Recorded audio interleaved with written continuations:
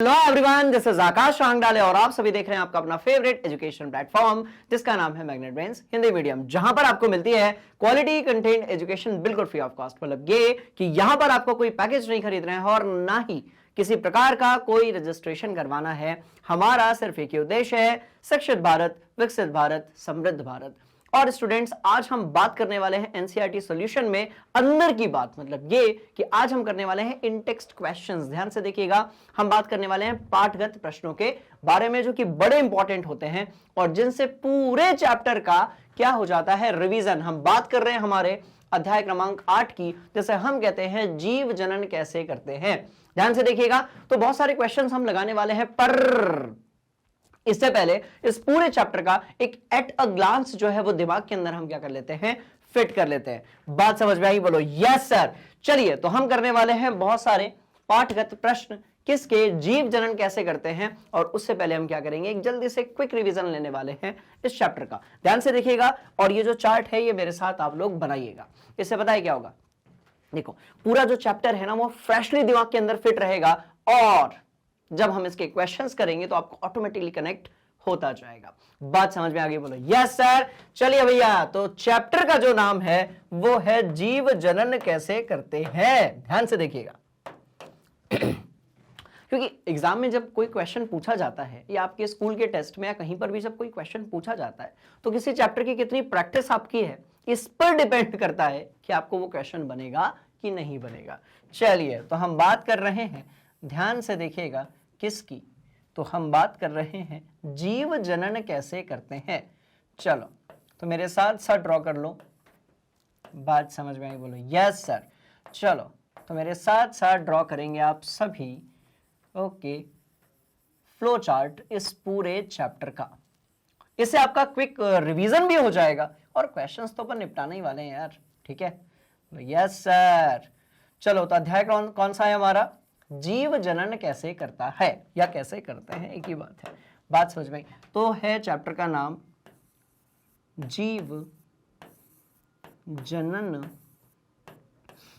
कैसे करते हैं। बात समझ में आ रही है? करते हैं, क्लियर है कहानी? बोलो यस सर। चलिए, तो जब भी हम बात करते हैं जीव जनन कैसे करते हैं, इसमें दो चीजें निकल कर आती है। एक भैया लैंगिक जनन, जहां पर हमें दो अलग अलग प्रकार के युग्मकों की जरूरत पड़ती है, और दूसरा वाला निकल कर आता है अलैंगिक जनन, जहां पर किसी भी प्रकार के नर और मादा या फिर नर और मादा युग्मकों की हमें कोनो जरूरत नहीं पड़ती। बात समझ में आ रही? कहानी बड़ी इंटरेस्टिंग है। तो कहानी इतनी इंटरेस्टिंग क्यों है? क्योंकि हम इसको इंटरेस्टिंग बनाएंगे। बात समझ में आई? बोलो यस सर। पर थोड़ा सा यहां पर ऐसा और रुको, और ऐसा, अरे यार रुको, अच्छा रुको, कोई बात नहीं, रुको। तो कहानी बड़ी क्या होने वाली है, इंटरेस्टिंग होने वाली है। ध्यान से देखिएगा। अच्छा, हटा दो इसको। चलो, क्लियर है कहानी? बोलो यस सर। तो ध्यान से देखेंगे आप सभी कि हमें दो प्रकार के जो जनन है बेसिकली उनके बारे में बात करनी है, लैंगिक जनन, और हम बात करने वाले हैं किसके बारे में, अलैंगिक जनन के बारे में। तो ध्यान से देखिएगा, बहुत इंटरेस्टिंग कहानियां होने वाली हैं। एक प्रकार का होता है लैंगिक जनन और दूसरा जो है वो होता है अलैंगिक जनन। चलो, तो शुरू करते हैं इस कहानी को। बहुत अच्छे तरीके से एक एक चीजों को सुनिएगा, राइट? सबसे पहले भैया अलैंगिक जनन, ध्यान से देखिए, अलैंगिक जनन। बात समझ में आ रही है? इसमें किसी भी युग्मक की जरूरत नहीं है, मतलब यहां पर किसी परागकण की जरूरत नहीं है, यहां पर किसी अंड कोशिका की जरूरत नहीं है, यहां पर किसी शुक्राणु की जरूरत नहीं है, और यहां पर किसी अंडाणु की जरूरत नहीं है। बात समझ में आ रही है? तो अलैंगिक जनन में हमें किसी प्रकार के लिंग की जरूरत नहीं होती है। बात समझ में आई? चलिए, और दूसरा जो है वो है लैंगिक जनन। ध्यान से देखिएगा, लैंगिक जनन। चलिए, तो पहला जो है वो कौन सा है, अलैंगिक जनन, और दूसरा जो है वह है लैंगिक जनन। बात समझ में आ रही? बोलो यस सर।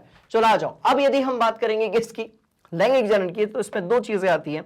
ध्यान से देखिएगा, कौन सी दो चीजें आती हैं। तो भैया इसमें आता है नर युग्मक और मादा युग्मक। बात समझ में आ रही? तो इसमें क्या आता है, बहुत ध्यान से देखिएगा और मेरे साथ साथ आप ड्रॉ कीजिएगा, ठीक? चलो चलो, ठीक है, मजा आने वाला है इस चैप्टर में, पूरा रिवीजन में अपन करने वाले हैं, बहुत मजेदार शानदार ये कहानी होने वाली है। ठीक है जी, बोलो यस सर।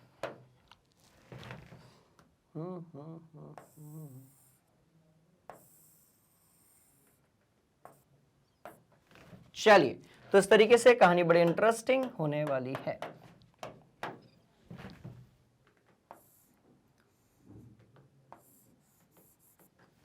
चलो चलो चलो चलो चलो, दो चीजें चाहिए लैंगिक जनन में, क्या क्या? तो भैया एक नर युग्मक चाहिए और दूसरा जो है वो मादा युग्मक चाहिए।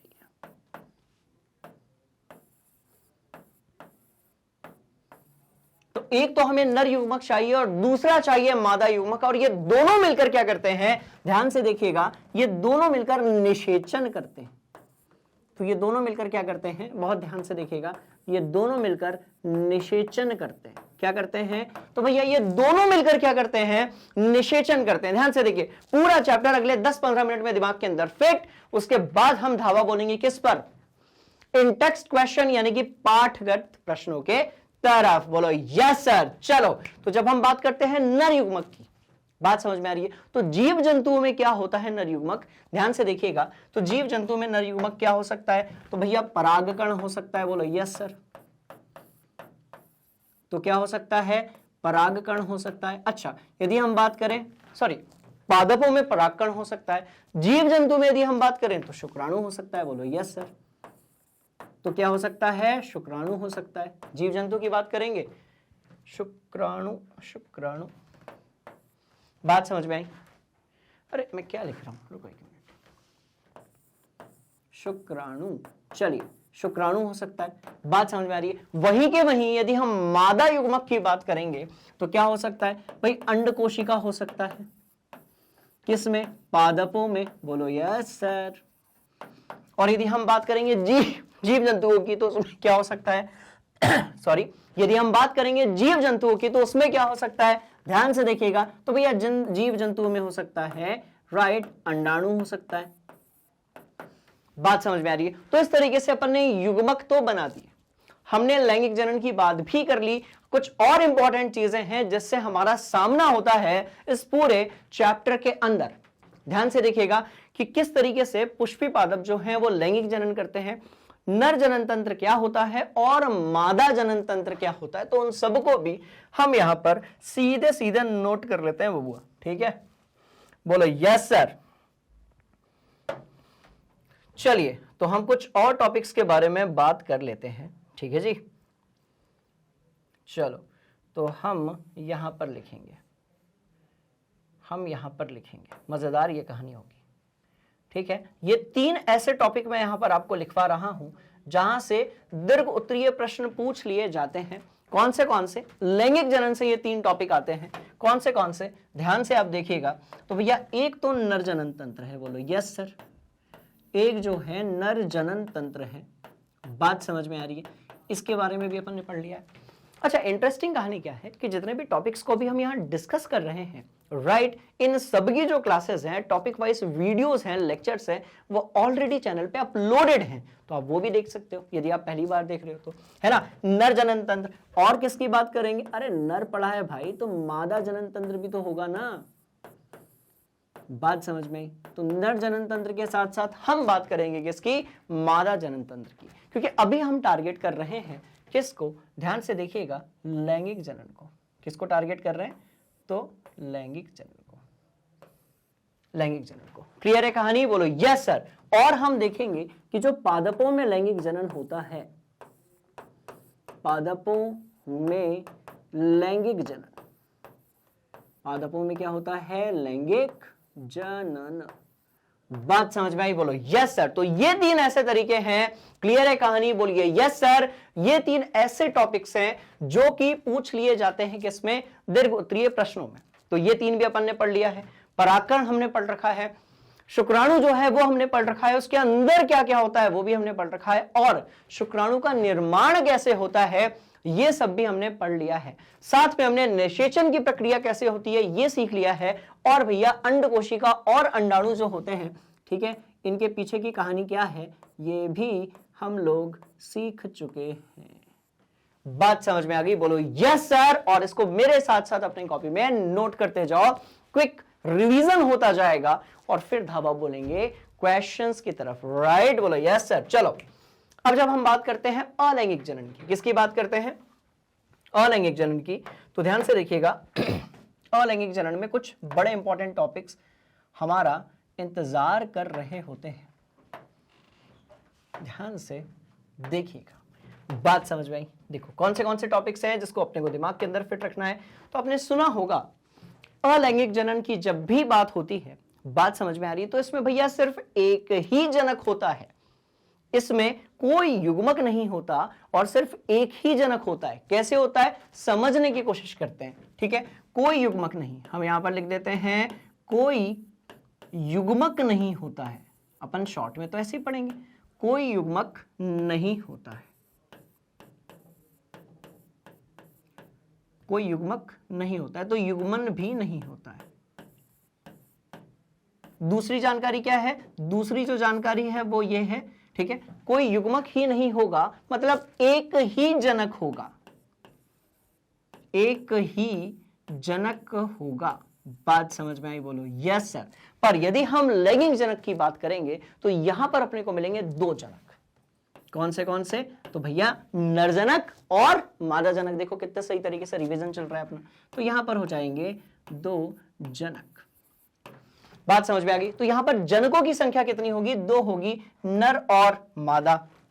बात समझ में आ रही है? माता और पिता, शेर और शेरनी, बंदर और बंदरिया। बात समझ में आई? इंटरेस्टिंग कहानी। चलो, तो इस तरीके से यहां पर दो जनक, वहां पर एक जनक। अब कौन से तरीके हैं अलैंगिक जनन के, तो हम एक एग्जाम्पल के साथ इस कहानी को शुरू करते हैं। आप जानते हो कि जो ब्रायोफाइलम है उसकी जो पत्ती होती है वो अपने आप को पूर्ण विकसित करके फिर से पौधे में परिवर्तित कर लेती है। इसका मतलब ये कि यहां पर किसी प्रकार का कोई निषेचन तो नहीं हो रहा है, बिल्कुल नहीं हो रहा है। यहां पर कोई जो नर युग्मक है वो मादा के साथ मिल भी नहीं रहा है। मतलब ये कि अकेली पत्ती ने अपने आप को पूर्ण विकसित करके एक पौधा बना लिया। बात समझ में आ रही है? दूसरा एग्जाम्पल तो और भी तगड़ा है। गुलाब देखने में कितना शानदार, सुंदर और मस्त लगता है देखने में, खिला हुआ गुलाब। बात समझ में आ रही है? मतलब सारी प्रेम कहानियों के बीच में गुलाब आ ही जाता है। अब यदि आप गुलाब के पौधे को देखोगे तो आपको ये पता है कि गुलाब के पौधे को अपन कलम लगा के बड़ा कर सकते हैं। मतलब ये कि आप इतनी सी बड़ी एक ऐसी कलम लगाते हो, इतनी सी बड़ी कलम आप लगाते हो, उसमें से कांटे वाटे निकले होते हैं, देखने में कितना नीरस लगता है वो। पर जब आप इसको पौधे में, गमले में लगाते हो, पानी वानी खाद वाद देते हो, बात समझ में आ रही है, फिर धीरे से उसमें पत्तियां फूटना चालू होती हैं, फिर धीरे धीरे जो है ये पूरे पेड़ में परिवर्तित हो जाता है और जड़ें आ जाती हैं। बात समझ में आई? तो आप मुझे एक बात बताओ, क्या इस कलम में हमने कोई निषेचन करवाया? नहीं करवाया। क्या इस कलम में कोई युग्मक था? नहीं था। इसका मतलब ये कलम जो है, बात समझ में आ रही है? इसका मतलब ये जो कलम आपको दिख रही है, इस कलम ने खुद को क्या कर लिया भैया? विकसित कर लिया पूरे एक पौधे के रूप में। मतलब ये कि यहां पर किसी प्रकार के नर और मादा की जरूरत नहीं थी, इसलिए ये उदाहरण था किसका? ध्यान से देखिएगा, अलैंगिक जनन का। तो बबुआ ये जो एग्जाम्पल था ये किसका था? अलैंगिक जनन का। तो अलैंगिक जनन के बहुत सारे ऐसे एग्जाम्पल्स हमारे सिलेबस का पार्ट है, उसको अपन देख लेते हैं। तो एक तो आप जानते होंगे कि सर हाइड्रा जो होता है ना उसमें मुकुलन होता है, ऐसा आपने सुना होगा कि जो हाइड्रा होता है, बात समझ में आ रही है, यीस्ट होता है, इस पे बेसिकली क्या होता है? मुकुलन होता है। क्लियर है कहानी? बोलो यस सर। वहीं के वहीं यदि हम बात करें इसी गुलाब की यदि हम बात करें, या ब्रायोफाइलम की हम बात करें, या बहुत सारे ऐसे पौधे होते हैं जो अपने तना, पत्ती, शाखाएं, इन सबसे जड़ों से पूर्ण विकसित हो जाते हैं। बात समझ में आ रही है? उनको हम कहते हैं कायिक प्रवर्धन। चलो, तो हमने जो है कायिक प्रवर्धन के बारे में पढ़ा। ठीक, हमने कायिक प्रवर्धन के बारे में पढ़ा। नोट करते जाओ, मस्त वाली ये कहानी है। ठीक है, बस 1 मिनट और 2-3 टॉपिक्स लिखेंगे, फिर सीधे क्वेश्चंस के तरफ चलेंगे। चलिए, तो मुकुलन हमने देखा, कायिक प्रवर्धन हमने देखा। भैया बीजाणु समासंत को हम कैसे भूल सकते हैं? बात समझ में आ रही है? जो कि ब्रेड के टुकड़े पर बीजाणु धानी में होता है। तो ध्यान से देखो, हम बीजाणु समासंत को नहीं भूल सकते। बात समझ में आ गई? बोलो यस सर। और यदि हम बात करेंगे तो हम पुनर्जनन को कैसे भूल सकते हैं? पुनर्जनन, पुनर्जन्म नहीं, पुनर्जनन मतलब ये कि किसी पौधे को, सॉरी किसी भी आप जीव को कितने भी भाग में क्या कर दो, काट दो। जैसे प्लेनेरिया की यदि अपन बात करें, अपन किसकी बात करें? प्लेनेरिया की यदि हम बात करें तो आप जानते हो कि भैया प्लेनेरिया जो है वो इस तरीके से होता है। बोलो यस सर। एक कोशी जीव है, तो यदि आप प्लेनेरिया को 3 भाग में काट दोगे, आपने कहा हाँ प्लेनेरिया को 3 भाग में काट देंगे, तो ये तीनों भाग, बात समझ में आई? ये जो तीनों भाग हैं ये फिर से अपने आप को पूर्ण विकसित होकर 3 प्लेनेरिया बना देंगे। आप सोच कर देखो, एक प्लेनेरिया को यदि 3 भाग में हमने कट कर दिया तो ये फिर से अपने आप को, बात समझ में आ रही है, पूर्ण विकसित करके ये फिर से अपने आप को पूर्ण विकसित करके 3 अलग अलग, ये वाला भाग ऊपर वाला उगा लेगा, सबसे ऊपर वाला जो भाग है वो नीचे का भाग उगा लेगा। बात समझ में आ रही? और ये तीनों भाग फिर से पूर्ण विकसित होकर 3 अलग अलग प्लेनेरिया बन जाएंगे। बात समझ में आ रही है? बोलो यस सर। इसका मतलब ये क्या हुआ? ये पुनर्जनन हुआ। ये क्या हुआ? ये पुनर्जनन हुआ। बात समझ में आई? बोलिए यस सर। चलो तो बबुआ ये क्या हो गया? तो भैया ये हो गया पुनर्जनन। क्लियर है कहानी? ये कौन सी चीज हो गई? तो ये हो गया पुनर्जनन। क्लियर है? बोलो यस सर। तो इस प्रकार की चीजों को अपन प्लेनेरिया या फिर पुनर्जनन से मानते समझते हैं। जैसे आपने नक्षत्र मछली के बारे में देखा होगा, उसके किसी, आप उस नक्षत्र पत्री के किसी एक भाग को आप काट दो, वो भाग जो है वो अपने आप को पूर्ण विकसित करके एक दूसरी मछली बना लेगा। है ना जादू? बोलो यस सर। और यहीं से तो कॉन्सेप्ट लेते हैं कौन? हॉलीवुड वाले। बॉलीवुड वाले तो नहीं, वो तो प्यार मोहब्बत से आगे नहीं बढ़ पाते हैं। हॉलीवुड की यदि अपन बात करेंगे तो वो इधर से ही कॉन्सेप्ट लेते हैं, और उनके यहाँ के जो कैरेक्टर्स होते हैं, hero villain and all that, आप सोचो किसी का हाथ काट दिया फिर से हाथ पूरा उग कर आ जाता है। बात समझ में आई? इसका मतलब वो कॉन्सेप्ट कहां से लिया? बायोलॉजी से, पुनर्जनन से। बात समझ में आई? बोलो यस सर। बीजाणु समासंत, पुनर्जनन, मुकुलन, कायिक प्रवर्धन। एक बच रहा है, कौन सा? अरे विखंडन भैया, जिसके बारे में इस चैप्टर में अपन भयंकर पढ़ते हैं। अमीबा को भूल जाओगे और अमीबा आपको भूल गया तो जो एग्जाम में क्वेश्चन आएगा वो कैसे बनेगा? बात समझ में आई? तो अभी विखंडन क्या होता है? जैसे आप जानते हो कि एक जनक अमीबा के अंदर जब कोशिकीय विभाजन होता है तो हमें 2 अमीबा मिलते हैं, जैसे हम कहते हैं सॉरी, जैसे हम कहते हैं क्या? अमीबा के अंदर क्या हो जाना? द्विखंडन हो जाना।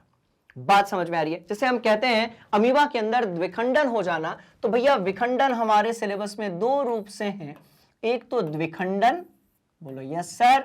एक तो क्या है? द्विखंडन। क्लियर? बोलो यस सर। और भैया एक है बहुखंडन।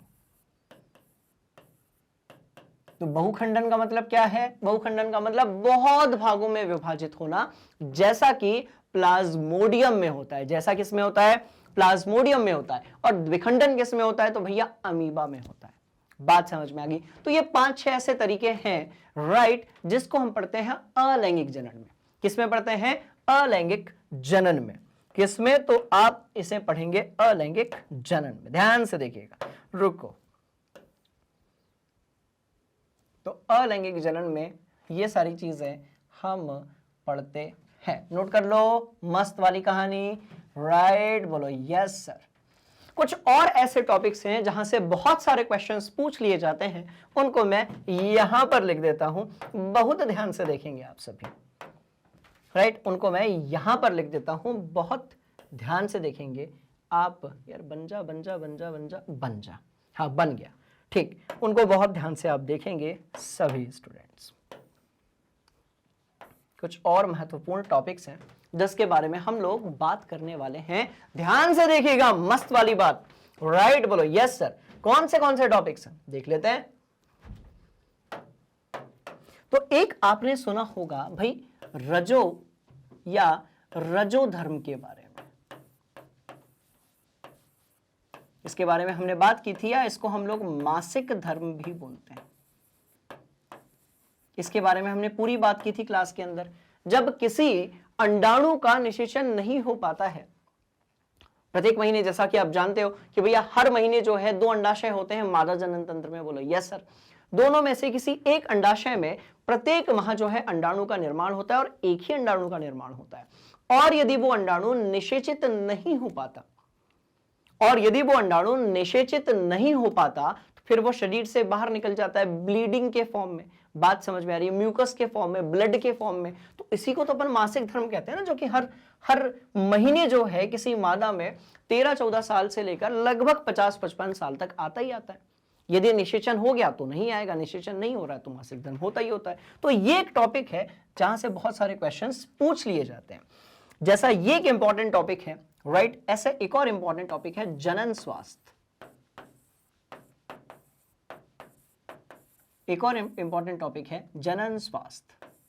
क्या है भैया जनन स्वास्थ्य? इसका मतलब ये कि किस प्रकार से, क्योंकि जब भी हम लैंगिक जनन की बात करते हैं तो भैया सीधी सी बात है कि यहां पर जो है दोनों युग्मकों का मेल होता है। बात समझ में आ गई? भौतिकी के हिसाब से यदि हम समझें तो यहां पर जो है संभोग अपन उसे कहते हैं। तो संभोग के दौरान कई बार बहुत सारी बीमारियां जो है वो ट्रांसफर हो जाती है। एज वेल एज क्या होता है कि जब निषेचन के द्वारा किसी युग्मनज का या भ्रूण का या फिर शिशु का बनना होता है तो उस टाइम पर पेरेंट्स से या माता पिता से उसको बहुत सारी बीमारियां आ सकती हैं बदले में। बात समझ में आ रही है? इसका मतलब क्या हुआ, हम इसको पढ़ेंगे जनन स्वास्थ्य। तो एक टॉपिक तो था रजोधर्म यानी कि मासिक धर्म, दूसरा जो टॉपिक बड़ा इंपॉर्टेंट है, बात समझ में आ रही है, जिसको अपन कहते हैं जनन स्वास्थ्य। तीसरा जो टॉपिक इस चैप्टर में आता है जहां से सवाल पूछ लिए जाते हैं, दैट इज व्हाट, परिवार नियोजन।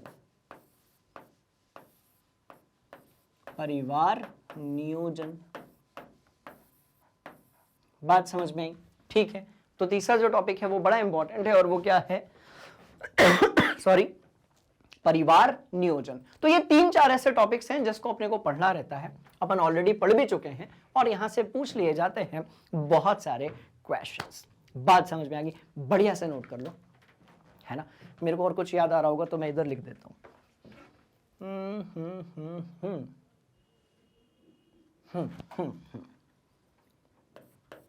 एक लिंगी एवं द्विलिंगी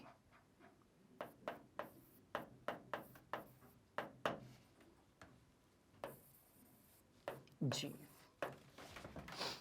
एक लिंगी और द्विलिंगी जीव को भी पढ़ना बहुत इंपॉर्टेंट है, क्योंकि कुछ ऐसे जीव होते हैं, बात समझ में आ रही है, जैसे कुछ ऐसे पौधे होते हैं जिसमें स्त्री केसर और पुंकेसर दोनों पाए जाते हैं। जैसे सरसों के एक ही फूल में स्त्री केसर भी होगा और पुंकेसर भी होगा। गुड़हल, एक ही फूल में स्त्री केसर भी होगा, पुंकेसर भी होगा। तो इनको अपन कहते हैं उभयलिंगी या फिर द्विलिंगी। जिसमें नर और मादा दोनों के लिंग पाए जाते हैं उसको अपन कहते हैं द्विलिंगी या फिर उभयलिंगी। वहीं के वहीं अधिकांश ऐसे होते हैं जो एक लिंगी होते हैं, मतलब नर अलग होगा और मादा अलग होगी। मतलब देखो, मनुष्यों में ऐसा नहीं हो सकता कि एक ही मनुष्य के अंदर जो है अंडाणु भी बने और शुक्राणु भी बने। It is not possible. बात समझ में आ गई? इंटरेस्टिंग कहानी। तो इन सारी चीजों को बहुत बढ़िया तरीके से खोपड़िया में फिट कर लिया जाए। बात समझ में आ गई? बोलो yes yes yes yes yes sir. Clear है, क्लियर है, क्लियर है। शानदार तरीके से इसको अपनी आप कॉपी में नोट करेंगे और हम चल रहे हैं क्वेश्चंस के तरफ। हरिओम। चलिए, तो भैया आपने कर लिया नोट, अब चलते हैं सीधे सवाल की तरफ और रगड़ते हैं इस पूरे कॉन्सेप्ट को। बहुत ध्यान से सुनिएगा। राइट, बोलो यस सर। क्लियर है कहानी? बोलो यस सर। मजेदार है कहानी? बोलो यस सर। ठीक, चलो आ जाओ। पहला सवाल हमारा इंतजार कर रहा है और पहला ही क्वेश्चन बड़ा तगड़ा है। काहे बड़ा तगड़ा है? ध्यान से देखिएगा कि डीएनए प्रतिकृति का प्रजनन में क्या महत्व होता है। अब क्योंकि पहली बार, मतलब थोड़ा बहुत आपने 9th में देखा होगा, आप पहली बार जो है डीएनए के बारे में थोड़ा सा डीप में पढ़ने वाले हैं कक्षा 10वीं में, और ये क्वेश्चन जो है वो बड़ा इंटरेस्टिंग है। ध्यान से देखिएगा। क्यों इंटरेस्टिंग है? डीएनए प्रतिकृति का प्रजनन में क्या महत्व होता है? तो सबसे पहले तो अपन फुल फॉर्म से स्टार्ट करते हैं। Deoxy ribonucleic acid. बात समझ में आ रही है? तो एक प्रकार का जैव अणु है। क्या है? एक प्रकार का जो डीएनए है, बेसिकली किधर लिखूं? इधर पे। बात समझ में आई? तो डीएनए जो है वो एक प्रकार का क्या है? तो भैया ये एक प्रकार का जैव अणु है। डीएनए क्या है? तो एक प्रकार का बायोमोलिक्यूल है। क्या कहते हैं इसको हम लोग? बायोमोलिक्यूल, यानी कि जैव अणु। चलो ये भी लिख देते हैं अपन लोग, बायोमोलिक्यूल। बात समझ में आई? बोलो यस सर। तो ये क्या है? जैव अणु है। अब इसका काम क्या होता है, ध्यान से देखिएगा। डीएनए के अणुओं में अनुवांशिक गुणों का संदेश होता है। डीएनए के अणुओं में अनुवांशिक गुणों का संदेश होता है। अब ध्यान से देखेंगे तो आपने कई बार ऐसे सुना होगा, स्पेशली फॉरेंसिक साइंस में। हम बहुत सारे ऐसे कई बार क्राइम शोज वगैरह में हम देखते हैं कि मर्डर मिस्ट्री को जो है सुलझाने के लिए क्या करते हैं, ध्यान से देखा होगा, डीएनए चेक करवा लेते हैं। कई बार लोग बोलते हैं कि कई बार लोगों में ऐसे क्राइम शो वगैरह में अपन देखते हैं विवाद हो जाता है कि भैया एक इंसान कहता है कि ये जो बच्चा है ये मेरा नहीं है। बात समझ में? एक इंसान कहता है, कोई पर्सन है, मान लेते हैं कि कोई भी नाम ले लो आप, राहुल नाम ले लो, चलो। अब राहुल कहता है कि ये जो पिंटू है, बात समझ में आ रही है? राहुल कहता है ये जो पिंटू है ये हमार बिटवा नहीं है। राहुल जी कहते हैं कि ये जो पिंटू है, बात समझ में आई, ये हमार बिटवा नहीं है। अब कैसे आप प्रूव करोगे कि अब पिंटू तो कह रहा है पापा पापा, पिंटू जो है वो तो यहां पर खड़े होकर कह रहा है पापा पापा आइसक्रीम ला दो, आइसक्रीम ला दो, एंड राहुल इज लाइक कि नहीं नहीं बेटा तू मेरा बेटा नहीं है। बात समझ में आई? तो बायोलॉजिकली अब ऐसे तो प्रूव नहीं कर सकते आप, क्योंकि भाई ये भी झूठ बोल रहा है, इन दोनों में से कोई एक तो झूठ बोल रहा है। बात समझ में आई? अब बायोलॉजिकली हम कैसे प्रूव करेंगे कि जो राहुल है, बात समझ में आई, वो बापू है किसके? पिंटू के। कैसे प्रूव करोगे? तो हम क्या करते हैं, दोनों का जो डीएनए होता है ना उसको हम मैच करते हैं बाबू। दोनों का जो डीएनए होता है उसको आपस में मैच करते हैं, मिलाते हैं। बात समझ में आई? यदि सेम आ गया तो फिर राहुल भैया कुछ भी बोले, अंदर की बात यह है कि पिंटू के पिताजी जो हैं वो राहुल ही हैं। बात समझ में आ गई? तो कहने का मतलब ये कि डीएनए जो होता है वो उसकी जो प्रतिकृति होती है, या कह लो कि फोटोकॉपी होती है, या कह लो कि रेप्लिका होती है, वो एक जनक से संतति यानी कि संतान में हमेशा ट्रांसफर होती है। That's all. बात समझ में आई? तो यदि डीएनए मैच कर गया तो राहुल भाई झूठ बोल रहे हैं, और यदि डीएनए मैच नहीं किया तो राहुल सही बोल रहे हैं और पिंटू जो है शरारत कर रहा है। बात समझ में आई? तो इससे आप पता लगा सकते हो। और भी ऐसी बहुत सारी चीजें, तो अपन फॉरेंसिक साइंस में इसको लंबा चौड़ा पढ़ते हैं, पर फिलहाल में अपन बायोटेक्नोलॉजी की बात नहीं करेंगे। हम बेसिकली बात कर रहे हैं कि डीएनए प्रतिकृति का प्रजनन में क्या महत्व होता है। तो ध्यान से देखिएगा, डीएनए के अणुओं में अनुवंशिक गुणों का संदेश होता है। अनुवंशिक मतलब जो एक पीढ़ी से दूसरी पीढ़ी, दूसरी पीढ़ी से तीसरी पीढ़ी। इसलिए कई बार आपने सोचा होगा कि सुना होगा, सोचा नहीं होगा, कई बार आपने ऐसे सुना होगा कि यार तुम्हारी जो सोच है ना वो बिल्कुल तुम्हारे पिताजी से मिलती है, तुम्हारे जो आदतें हैं, स्माइल है, वो बिल्कुल आपके माताजी या पिताजी से मिलती है। इसका मतलब क्या हुआ कि कोई एक ऐसी चीज है जो ऊपर से नीचे, फिर नीचे से और नीचे, एक पीढ़ी से दूसरी, दूसरी से तीसरी और तीसरी से चौथी में क्या हो रही है, ट्रांसफर हो रही है। और इसका लेना देना किसके साथ है? डीएनए के साथ है, डीऑक्सी राइबो न्यूक्लिक एसिड। ठीक, चलो।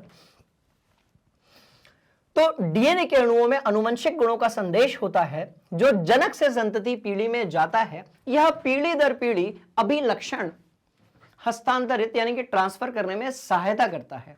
साथ ही डीएनए प्रतिकृति में विभिन्नता पाई जाती है जो लंबे समय तक किसी स्पीशीज की उत्तरजीविका के लिए आवश्यक होती है। इस लाइन को बड़े ध्यान से देखिएगा कि देखो डीएनए प्रतिकृति में विभिन्नताएं भी पाई जाती हैं। अब इसको अपन समझते हैं। मान लेते हैं ये पिता है और ये माता है, ये इनके मैंने बाल बना दिए। एंड आप प्लीज ड्राइंग पर मत जाइए क्योंकि आपका विश्वास उठ सकता है बेटा। बात समझ में आ रही है? तो ध्यान से देखिएगा, ये पिता है, ओके, और ये माता जी हैं। बोलो यस सर।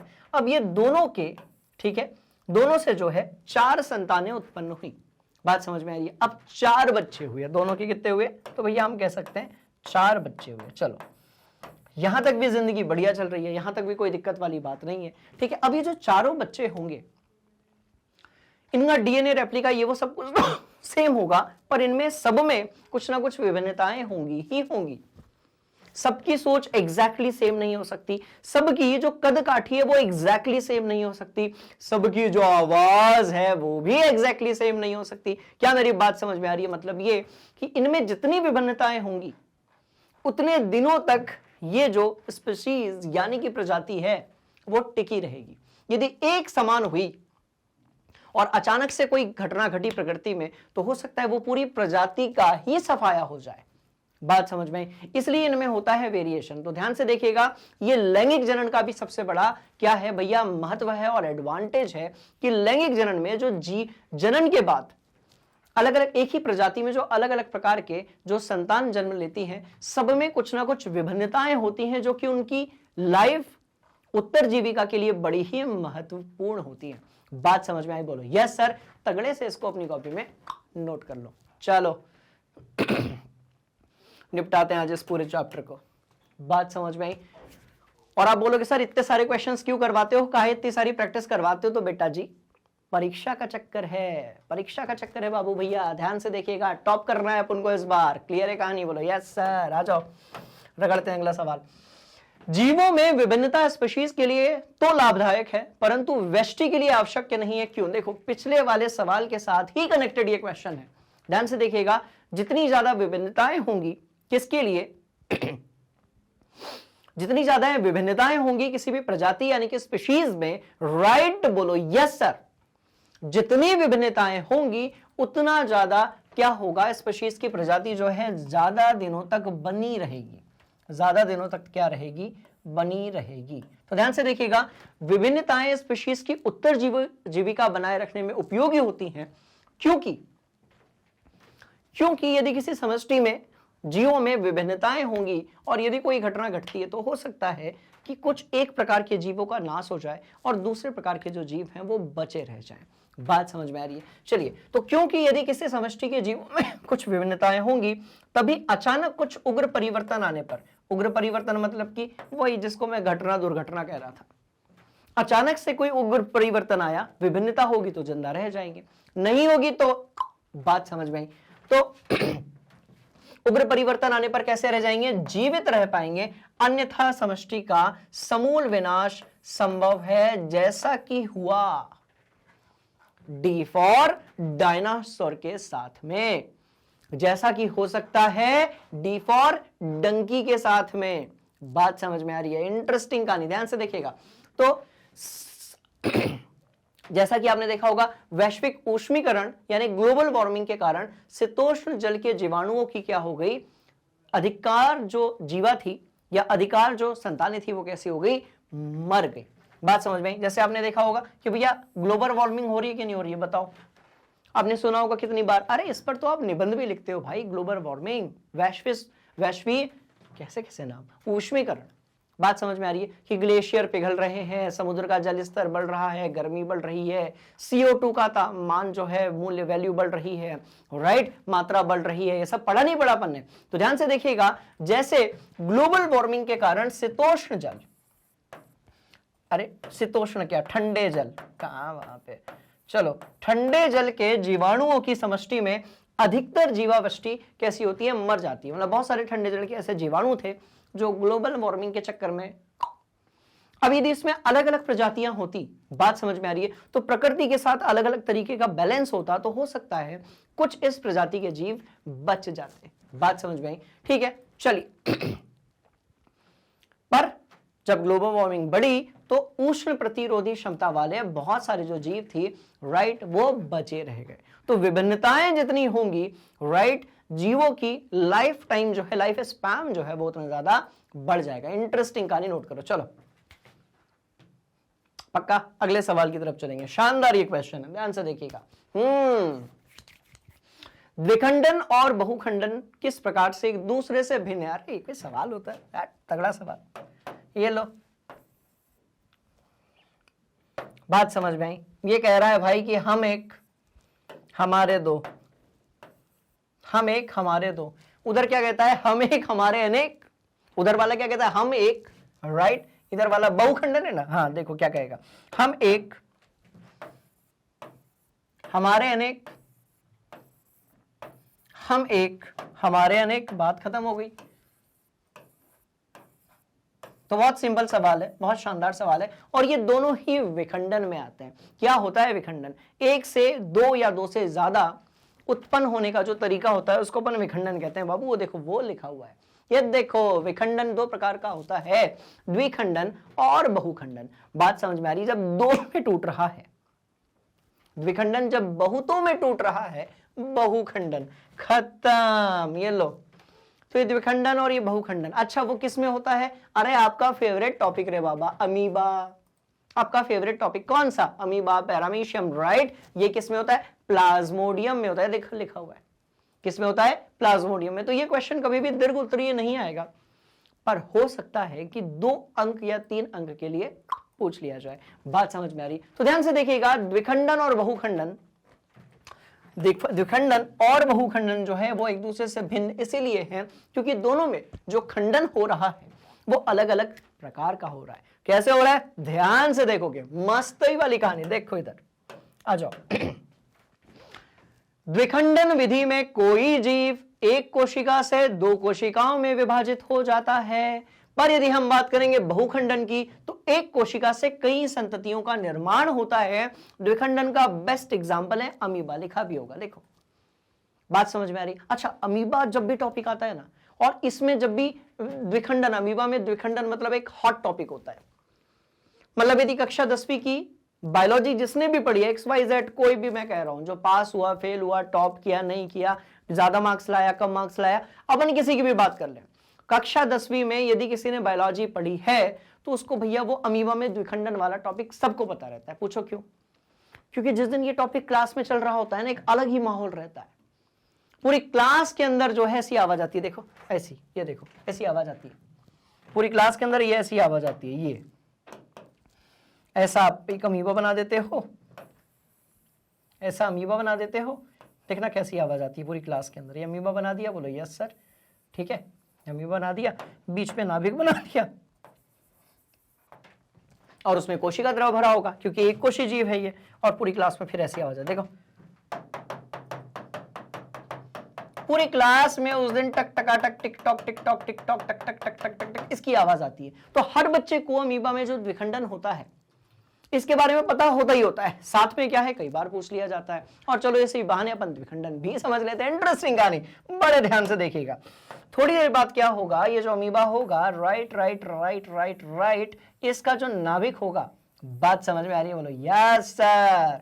इसका जो नाभिक होगा ना बबुआ, राइट, बोलो यस सर, वो 2 भाग में विभाजित होना शुरू हो जाएगा। ये लो, क्योंकि अब एक और अमीबा बनने वाला है तो ये 2 भाग में विभाजित होना शुरू हो जाएगा। खत्म, ये है कहानी। बात समझ में आ रही है? बोलो यस सर। तो ये 2 भाग में विभाजित होना शुरू हो गया। थोड़ी देर बाद जो नाभिक है, न्यूक्लियस है, वो बराबर एग्जैक्टली 2 पार्ट्स में डिवाइड हो जाएगा और हमको क्या मिलेंगे? हमको अमीबा का एक भाग, एक अमीबा मिलेगा, एग्जैक्टली इसका क्लोन होगा क्योंकि हम अलैंगिक जनन की बात कर रहे हैं। और भैया एक और मिल जाएगा बबुआ। खत्म बात। ये लो, ये लो, गर्दा उड़ा दिए अपन ने। बोलो यस सर। ये लो भाई, ये लो एक नाभिक और ये लो एक नाभिक। खत्म बात। तो वो जो बनेगा वो भी इसी के जैसे होगा। और फिर वही बात, फिर अपन इनको बनाने के लिए क्या करेंगे? टक टक टिक टॉक, टक टक टिक टॉक, यही सब करेंगे। बात समझ में आ रही है? तो इसीलिए अमीबा जो है वो हर एक बच्चे को याद रहता है। जिसने कॉमर्स ले लिया, ह्यूमैनिटीज ले ली, आर्ट्स ले लिया, जो भी ले लिया, उस बच्चे को भी अमीबा में द्विखंडन होता है, ये याद रहेगा। बात समझ में आ रही है? Yes sir. ये लो भाई, द्विखंडन भी पढ़ लिया, कॉन्सेप्ट भी दिमाग के अंदर फिट कर लिया। कुछ इसी तरीके से हम बात करेंगे, लिखना है, स्क्रीनशॉट ले लो। चलो कुछ इसी तरीके से यदि हम बात करेंगे, जो प्लाज्मोडियम होता है, राइट, इसके अंदर क्या होता है? बहुखंडन होता है। इसका मतलब क्या हुआ कि जो एक कोशिका होगी वो बहुत सारी उसी प्रकार की कोशिकाओं में विभाजित हो जाएगी, परिवर्तित हो जाएगी। ध्यान से देखिएगा तो देखो अच्छा ये लेस्मानिया में भी होता है। नाम देखो यार इसका, लेस्मानिया, ऐसा लग रहा है कोई देश होगा यूरोप का। लेस्मानिया, राइट। लेस्मानिया की कैपिटल क्या? तो अमीबा। हाय हाय, क्या नाम लग रहे हैं ना।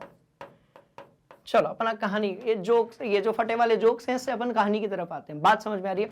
पर मेरे को पता नहीं, लेस्मानिया जो है वो किसी देश के नाम जैसा ही लग रहा है। ठीक है, चलो ध्यान से देख लेना। तो अमीबा में द्विखंडन द्वारा एक अमीबा किसी तल से 2 भागों में विभक्त हो जाता है तथा कालाजार, जो कि एक प्रकार का रोग है, राइट, के रोगाणु लेस्मानिया में कोशिका के एक सिरे पर कीड़े के समान सूक्ष्म संरचना होती है ऐसे जीवों में द्विखंडन एक निर्धारित तल से ही हो पाता है। बात समझ में आई? तो ये दो उदाहरण हैं, बात समझ में आई? किसके लिए? द्विखंडन के लिए। और कुछ ऐसा ही उदाहरण दिया है बहुखंडन के लिए प्लाज्मोडियम में। प्लाज्मोडियम में एक कोशिकीय जीवों के बाहर एक परत चढ़ी होती है जिसके अंदर कई कोशिकाएं बन जाती हैं और बाहर का आवरण कटने पर ये कोशिकाएं मुक्त हो जाती हैं। इसको अपन ने पूरा पढ़ रखा है विखंडन टॉपिक के अंदर। बात समझ में आ रही है? बहुत सारे लोगों को इंफॉर्मेशन शॉर्ट से भी मिल गई होगी तो देख लिया होगा आप लोगों ने। क्लियर है? बोलो यस सर। बढ़िया सा इसका इस फोटो का एक स्क्रीनशॉट लिया जाए और अपने कॉपी में नोट किया जाए। Hurry up. लेस्मानिया देश नहीं है भैया, है ना? नहीं तो कल ज्योग्राफी की क्लास में, ज्योग्राफी तो बोलते हैं भूगोल शास्त्र, राइट? उसकी क्लास में आप जाओगे और पूछोगे सर लेस्मानिया कौन सा देश है? हमारे बायोलॉजी वाले जो सर थे वो पूछ रहे थे, राइट? चलो अपन आगे बढ़ेंगे। ठीक, चलिए तो इस तरीके से हम आगे बढ़ते हैं। हाँ जी, बीजाणु द्वारा जनन से जीव किस प्रकार लाभान्वित होते हैं? आप ध्यान से देखिएगा, हमने बीजाणुधानी, बीजाणु समासंत के बारे में पूरा पढ़ रखा है और अब हम थोड़ा सा उसका रिवीजन करते हैं। तो देखो, बीजाणु के चारों ओर एक मोटी भित्ति होती है जो प्रतिकूल परिस्थितियों में उसकी रक्षा करती है। बना लेते हैं, सिंपल सी कहानी है, बना ही लेते हैं, है ना? साथ साथ में ड्रॉ कर लो। चलो बाबू आ जाओ।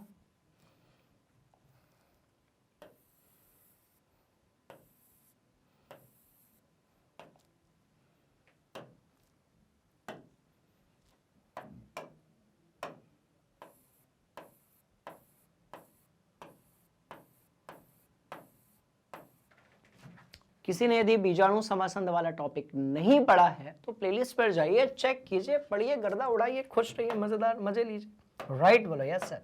चलो आ जाओ बनाते हैं।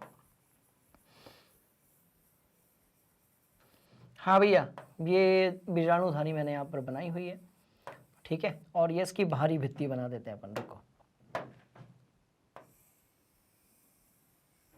ये बाहरी भित्ति बना दी और इसके अंदर क्या होंगे? तो भैया इसके अंदर होंगे क्या? बहुत सारे बीजाणु। कुछ ऐसी ही कहानी यहां पर भी तो होगी। एक और कलर के अपन डालते हैं इसमें, रुको।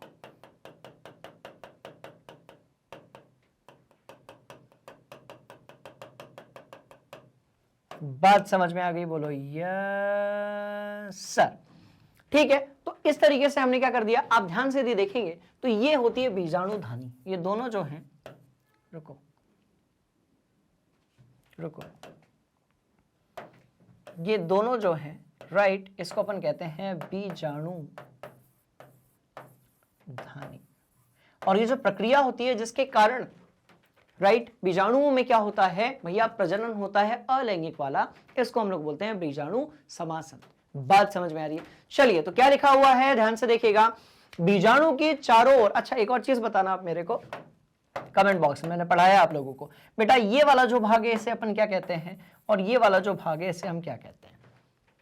मैंने कमेंट बॉक्स में आप सभी बताएंगे। ये सारी चीजें अपन क्लास में ऑलरेडी पढ़ चुके हैं। मुझे बताइएगा बाबूजी कि इधर वाले भाग और इधर वाले भाग को अपन क्या कहते हैं। अंदर तो बीजाणु है, बाहर की तरफ वो जो परत है वो बीजाणुधानी है, पर ये क्या है बताओगे? चलो आगे बढ़ते हैं। तो बीजाणु के चारों ओर एक मोटी भित्ति होती है जो प्रतिकूल परिस्थितियों में उसकी रक्षा करती है। क्या करती है? रक्षा करती है उसको, राइट। नम सतह के संपर्क में आने पर वह वृद्धि करने लगता है। ये हल्के तथा गोल होते हैं जिसके कारण आसानी से वातावरण में फैल जाते हैं। जिसके कारण ये आसानी से वातावरण में कैसे हो जाते हैं? फैल जाते हैं। बात समझ में आई? चलो बढ़िया से इसको कॉपी में नोट करो, हम बढ़ रहे हैं आगे अगले सवाल की तरफ, है ना? पक्का? आ जाओ। क्या आप कुछ कारण सोच सकते हैं जिससे पता चलता हो कि जटिल संरचना वाले जीव पुनर्उद्भवन द्वारा नई संतति उत्पन्न नहीं कर सकते? बिल्कुल सही बात है। मतलब ऐसा हो ही नहीं सकता कि यहां पर कोई भी एक मनुष्य को हमने लिया, राइट, और ये मनुष्य के हाथ हैं, ये मनुष्य के पैर हैं और ये मनुष्य की आंख का नाक अपन ने बना दिया और हमने कहा भैया कि किसी दुर्घटनावश, बात समझ में आ रही है, किसी दुर्घटनावश जो है भाई का हाथ यहां से कट गया। रुको, ठीक है, भाई का हाथ यहां से कट गया। अब ये पुनर्उद्भवन या पुनर्जन्म, इसका तो पहले नाम बदलते हैं, रुको, कहाँ गया, हाँ ये, इसको पुनर्जनन लिखने का, परीक्षा में जो भी दिया हो, ठीक है, अपन इसको पुनर्जनन ही मानेंगे। कई बार तो आपका किसी सब्जेक्ट में मोरल या कॉन्फिडेंस इसलिए डाउन हो जाता है भाई, क्योंकि आप उल्टे सीधे शब्द देखते हो। बात समझ में आ रही है? अलग अलग प्रकार के शब्दों को देखकर अपना मोरल कॉन्फिडेंस डाउन करने की कोनो जरूरत नहीं है। बात समझ में आ रही है? कॉन्सेप्ट सिंपल होता है, सॉरी, शब्द कैसा भी हो, कॉन्सेप्ट उनके अंदर का कैसा होता है, सिंपल होता है, इसलिए अपने को बिल्कुल घबराने की जरूरत नहीं है। चलिए, तो यदि ये दुर्घटनावश यहां से ऐसा कट गया, तो आपको क्या लगता है ये जो हाथ होगा, ये पुनः मतलब हाथ अपने आप को विकसित कर लेगा पूरे शरीर में? Is it possible? नहीं हो सकता। क्यों नहीं हो सकता? क्योंकि जब हम बात करते हैं, किसकी, ध्यान से देखना, जटिल संरचना, बात समझ में आ रही है? और मनुष्य से जटिल संरचना किसी की नहीं है।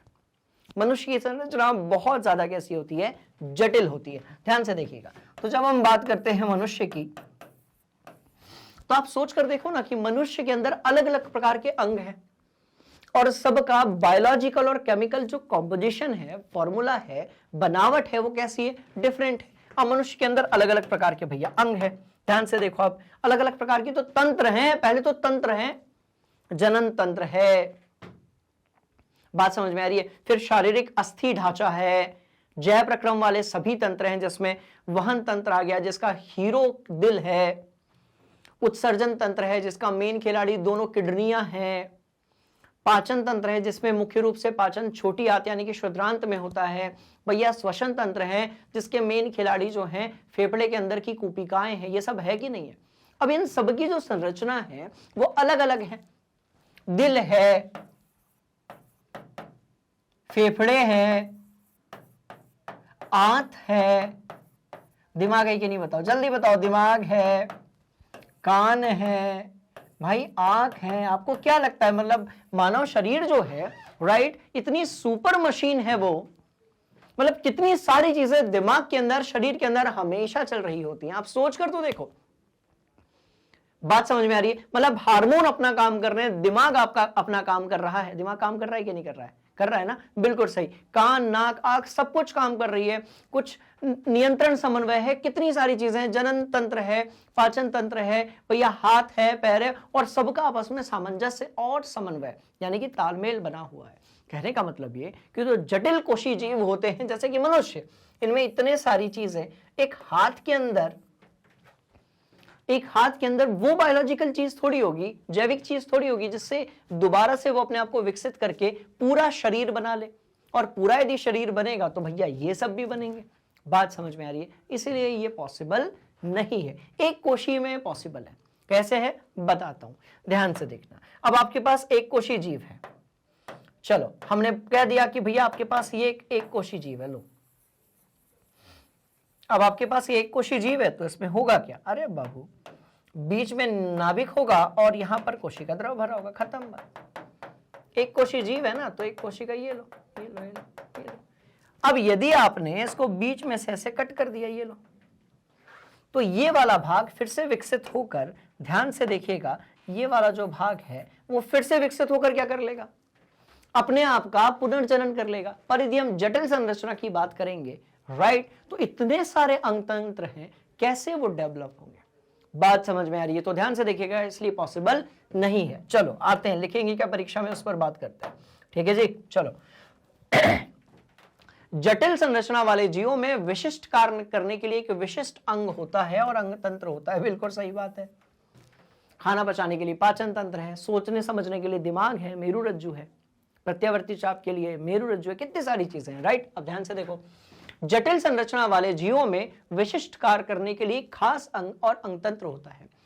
इसलिए ऐसे जीवों के किसी भाग को यदि हम काट कर नया जीव उत्पन्न करने की सोचें तो यह पॉसिबल नहीं है।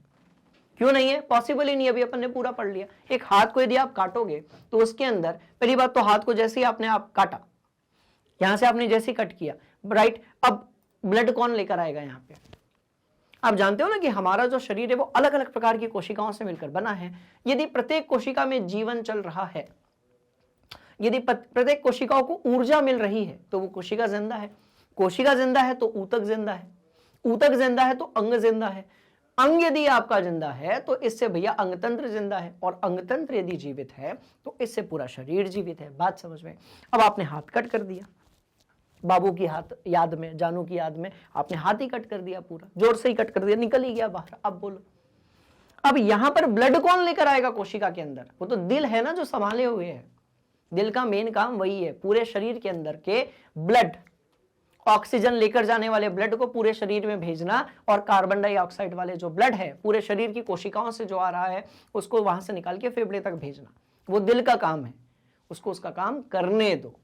अब यदि आपने हाथ कट कर दिया तो इसके अंदर ब्लड ही नहीं आएगा, और जो ब्लड बचा कुछ है वो बाहर निकल जाएगा। तो आपका हाथ कैसा हो गया? डेड हो गया, क्योंकि इसके अंदर की कोशिकाएं मर जाएंगी यदि उनको ब्लड नहीं मिलेगा तो बहुत लंबी चौड़ी कहानियां है। ध्यान से आप देखिएगा कि पॉसिबल ही नहीं है।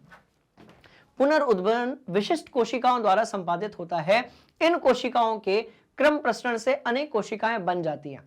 इस प्रकार का जनन केवल उन्हीं जीवों में संभव है जिनमें विशिष्ट कार्य के लिए अंग नहीं होते। मतलब ये, क्या आपने कभी हाइड्रा के आंख, कान, नाक, दिमाग, मस्तिष्क के बारे में सुना है? नहीं सुना। अरे भाई, माइक्रोमीटर से होता है, अपन इसको नग नाकों से देख भी नहीं सकते।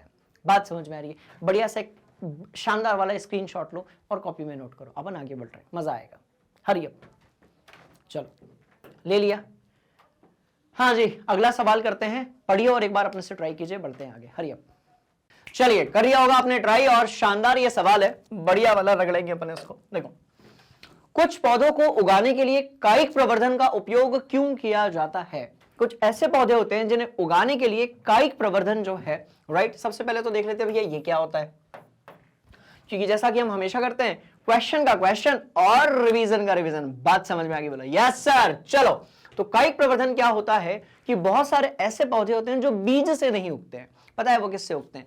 वो पत्ती, ठीक है, और क्या हो सकती है भैया? तना हो सकता है, और क्या हो सकता है? तो जड़ हो सकती है। तो बहुत सारे ऐसे पौधे होते हैं जो उनकी पत्ती, तना या फिर जड़ से उग जाते हैं, जैसे कि गुलाब की कलम। आप ध्यान से देखो, गुलाब की इतनी सी बड़ी कलम होती है, एक कलम को सब देखो, कितनी इंटरेस्टिंग कहानी है। कलम को यहां पर अपन ने गमले में लगाया, ठीक है, और ये नीरस सी दिखने वाली कलम, एक समय बाद इसमें पत्तियां आना शुरू हो जाती हैं, फिर इसमें प्रकाश संश्लेषण होने लगता है। प्रकाश संश्लेषण के बाद ये पौधा और बड़ा होने लगता है, इसको भोजन मिलने लगता है। भोजन मिलने के बाद बाबू इसमें फिर शाखाएं आने लगती हैं और पत्तियां आने लगती हैं, और एक समय बाद एक गुलाब का फूल आ जाता है। बात समझ में आ रही है? तो ध्यान से देखो कि तना जो था, उससे तना कह लो या एक शाखा कह लो, ठीक है, शाखा भी अपन लिख देते हैं, एक ही बात है ना।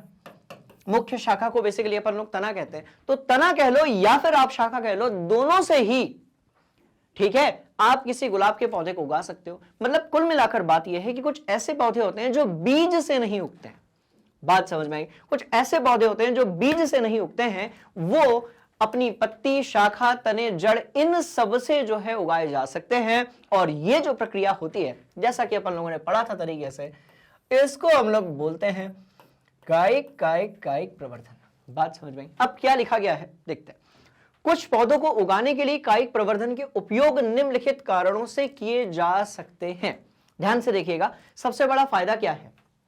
देखो, मान लेते हैं कि गुलाब का बीज होता, वैसे तो होता ही नहीं है, गुलाब का पौधा जो है वो अपने बीज से उगने की जो क्षमता है उसको खत्म कर चुका है। बात समझ में आ रही है? सिर्फ गुलाब का बीज नहीं होता है। अब आप सोच कर देखो, ठीक है, एक तरफ जो है, अरे एक तरफ हम नया से बीज ऐसे लाइन बना दी। अब एक तरफ मैं कह रहा हूं बीज से, और इसको मैं कह रहा हूं कि मान लो कि हम गुलाब को बीज से उगाएंगे, और एक तरफ मैं कह रहा हूं कि भैया तने से। बात समझ में आ रही है? अब अपन ने यहां पर एक गमला लिया, हमने यहां पर भी एक गमला लिया, ठीक है, इधर पे भी हमने एक गमला लिया, वहां पर भी हमने एक गमला लिया। अब यहां पर हमने बीज डाल दिया। अब जो बीज है बेसिकली उससे उगेगा नहीं, बट हमने यहां पर ऐसे बीज डाल दिया, और यहां पर हमने कलम लगा दी, यहां पर जो है हमने कलम लगा दी। अब ध्यान से देखो, यदि ये बीज से भी उगता, राइट, तो उसको ये कलम या फिर तना बनने में ही बहुत टाइम लग जाता। यदि ये बीज से भी उगता तो उसको ये कलम या ये जो कलम हम देख रहे हैं, पहले तो तना ही बनता ना, उसके बाद फिर वो बड़ा पौधा बनता। तो बीज से उगने में, उसको ये बनने में ही बहुत टाइम लग जाता। तो जितने देर में ये बीज से कलम में या तने में परिवर्तित होगा, पौधे में परिवर्तित होगा, उतने देर में तो यहां पर फूल पत्ती आने लगेंगी। बात समझ में आई? बोलो यस सर। ये लो, ये गुलाब का फूल खिल गया। ऐसा गुलाब का फूल आपने कभी नहीं देखा होगा। बात समझ में आ रही? तो बड़ी इंटरेस्टिंग कहानी ये है कि जितने देर में वो बीज वाला तना शाखा में परिवर्तित होगा, उतने देर में तो बाबूजी जो कलम है वो पौधा बन जाएगा। तो सबसे पहली बात ये कि इस प्रक्रिया को हम कायिक प्रवर्धन बोलेंगे, और ये समय में, मतलब ये समय से पहले हो जाएगा। तो कायिक प्रवर्धन का सबसे बड़ा जो फायदा है वो ये होता है कि कम समय में जो है पौधा विकसित हो जाता है। दूसरी बात यह कि कुछ ऐसे पेड़ पौधे होते हैं जो बीज से उत्पन्न नहीं किए जा सकते, उनमें कायिक प्रवर्धन बहुत ज्यादा लाभदायक है। बात समझ में आ गई? चलिए, पर ये ऐसा नहीं होता है, इसलिए मैंने कहा था मान लो आप इसे, है ना। चलो आते हैं बात पर। तो कायिक प्रवर्धन द्वारा उगाए गए पौधों में बीज द्वारा उगाए गए पौधों की अपेक्षा पुष्प और फल जो है वो कम समय में लग जाते हैं, यानी कि जो पौधा है वो जल्दी ग्रो कर जाता है। बात समझ में आ रही है? दूसरी बात, यह पद्धति उन पौधों को उगाने के लिए बड़ी सही है जो बीज उत्पन्न करने की जो क्षमता होती है, राइट, उसको खो चुके हैं, जैसे गुलाब, चमेली, संतरा और केला। ये कुछ ऐसे पौधे होते हैं, राइट, जो कि बीज से उत्पन्न नहीं किए जा सकते। इसलिए आप यदि मार्केट में जाकर बोलेंगे, आप किसी नर्सरी में जाकर, या जो जहां पर कृषि का सामान मिलता है ना, एग्रीकल्चर वाला सामान, वहां जाकर यदि आप बोलेंगे कि भैया सुनो, हमको जो है संतरे का बीज दे दो या केले का बीज दे दो, राइट, तो मिलेगा नहीं, और मिलेगा भी तो उससे पौधा उगने वाला है नहीं। एनीवेज, आगे बढ़ते हैं। कायिक प्रवर्धन द्वारा उत्पन्न सभी पौधे आनुवंशिक रूप से जनक पौधे के समान ही होते हैं। बिल्कुल सही है। तो ये अनेक रूप से जो है जनक पौधे के समान ही होते हैं। और कायिक प्रवर्धन जो है, ध्यान से आप सभी देखेंगे, ये एक प्रकार का अलैंगिक, बात समझ में आई, जनन का भाग है।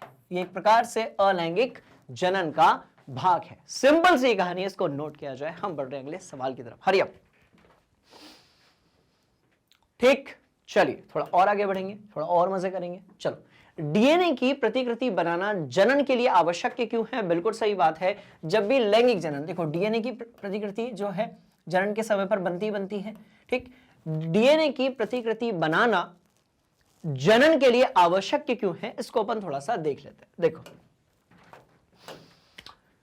डीएनए की, ध्यान से इस क्वेश्चन को पढ़ेंगे, डीएनए की प्रतिकृति बनाना जनक के लिए इसीलिए आवश्यक है क्योंकि इससे संतति कोशिकाएं समान होते हुए भी किसी ना किसी रूप से एक दूसरे में भिन्नता है।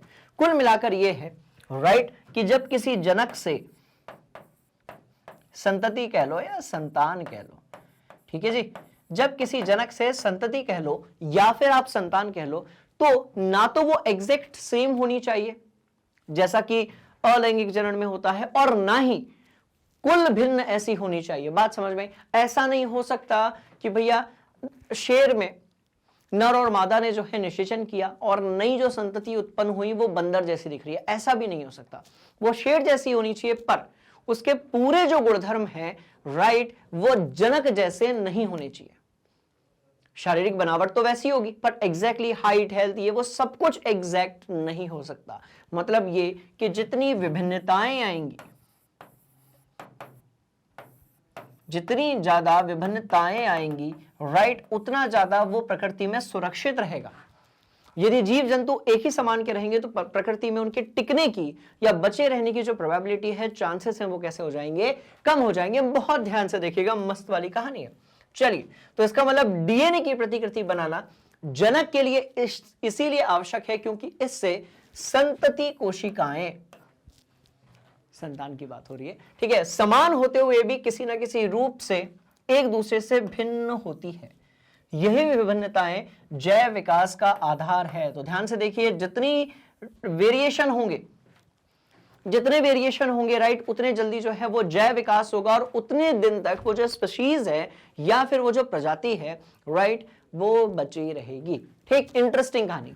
जैव विकास का आधार है। इस प्रक्रिया में जनन कोशिका में डीएनए की दो प्रतिक्रिया बनती हैं, और इसके साथ साथ दूसरी कोशिकीय संरचनाओं का सृजन भी होता रहता है तथा इसके बाद डीएनए की प्रतिकृतियां विलग हो जाती है या फिर हम कह सकते हैं कि बदल जाती है। ठीक है, चलो नोट कर लो, बढ़िया सवाल था, हरी अप। और टॉपिक बहुत शानदार है डीएनए वाला, बट अपने सिलेबस में बहुत ज्यादा नहीं है इसलिए अपन नहीं पढ़ेंगे। ठीक है, पर आप सभी मुझे कमेंट बॉक्स में डीएनए जो होता है उसका क्या बताने वाले हो, फुल फॉर्म जल्दी से बता दो। चलो ठीक, ओके, अब जैसा कि आपने नोट कर लिया है हम चलते हैं अगले सवाल की तरफ। हम बात करते हैं पेज नंबर 154 यानी कि 154, और हम यहां पर पहले सवाल को देख रहे हैं कि परागकण, राइट, परागण और निषेचन जो है वो किस प्रकार एक दूसरे से भिन्न होता है। ध्यान से देखिएगा, बड़ी इंटरेस्टिंग कहानी है। परागण और निषेचन जो है वो किस प्रकार एक दूसरे से भिन्न होता है, तो बहुत ध्यान से देखिएगा। देखो, अब एक पौधा बनाते हैं वहां पर, ठीक है, आ जाओ, हम एक शानदार वाला तगड़ा वाला पौधा बनाएंगे, है ना। चलो, तो भैया ये हमने यहां पर ऐसे, फिर यहां पर ऐसे, यहां पर ऐसे, और इसके बाद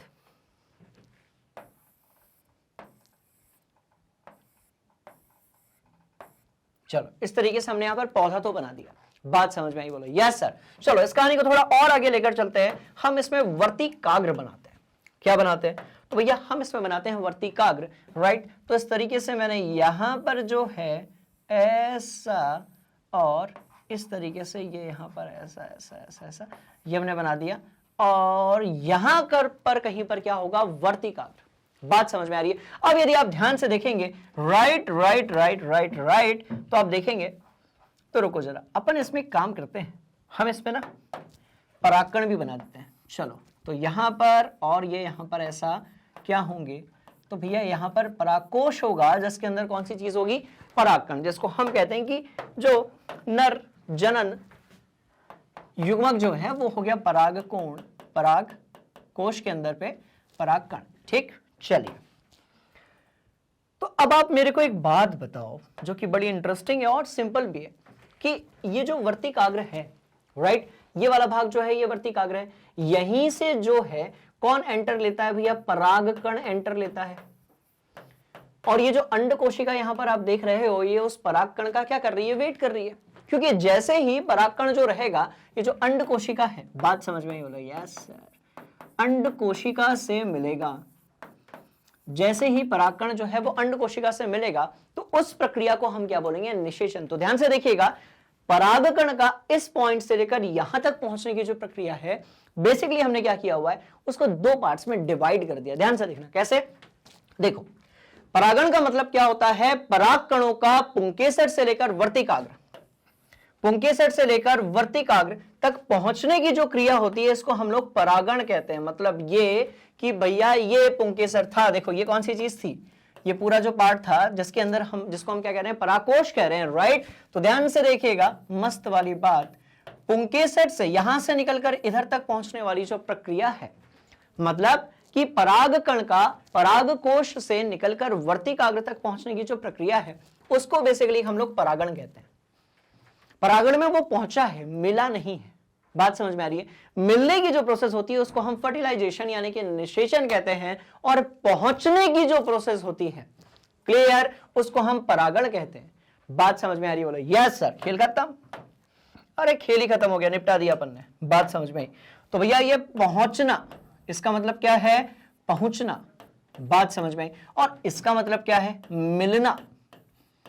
तो मिलना और पहुंचना दोनों जो हैं वो कैसे होंगे, ऑब्वियसली अलग अलग होंगे। बोलो यस सर, खत्म खेल। चलो, तो पहुंचने की जो प्रोसेस है, राइट, इसको हम लोग क्या बोलेंगे, ध्यान से देखिएगा, परागण यानी कि पॉलिनेशन, और मिलने की जो प्रोसेस है उसको हम बोलेंगे निषेचन यानी कि फर्टिलाइजेशन। यहां तक क्लियर, बोलो यस सर, खत्म बात। ये लो, तो परागकणों का पुंकेसर से वर्तिकाग्र तक पहुंचने की क्रिया परागण है, और नर तथा मादा युग्मकों का मिलना, जिसको अपन बोलते हैं युग्मनज यानी कि जाइगोट बनाने की जो प्रक्रिया है, उसको हम लोग क्या बोलते हैं, निषेचन। खत्म। तो निषेचन जो है युग्मनज बनने की प्रक्रिया है, और युग्मनज बनने से पहले एक दूसरे के पास पहुंचने तक की प्रक्रिया जो है वो कहलाती है परागण। बात समझ में आई? खत्म खेल। अच्छा, एक और चीज, परागण जो है वो प्रक्रिया है, परागकण जो है वो नर युग्मक है पुष्पों के लिए, इसलिए घबराने वाली कोई बात नहीं है। चलिए ठीक। दूसरी बात, यह ज्यादातर कीट, हवा, जल, पक्षी आदि के माध्यम से हो सकती है। बिल्कुल सही बात है, क्योंकि अपने को इस वाले भाग को यहीं तक तो पहुंचाना है। बात समझ में आई? तो चलो मैं ना दो बड़े बड़े एरो बना देता हूं। ठीक, चलो ये लो, इधर से यहां तक की पहुंचने की जो प्रक्रिया है इसको अपन परागण कहते हैं, और उसको मैंने ये यहां पर ऐसे कर दिया है। और भैया सुनो,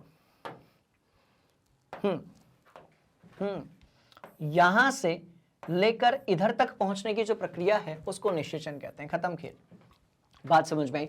तो दूसरा भाग है कि इस प्रक्रिया में नर युग्मकों को मादा युग्मक तक ले जाने का जो कार्य है वो कौन करती है? पराग नलिका करती है। और पराग नलिका होती है ये वर्तिकाग्र से लेकर अंडाशय जो रहता है वहां तक की जो दूरी है उसको अपन लोग क्या बोलते हैं?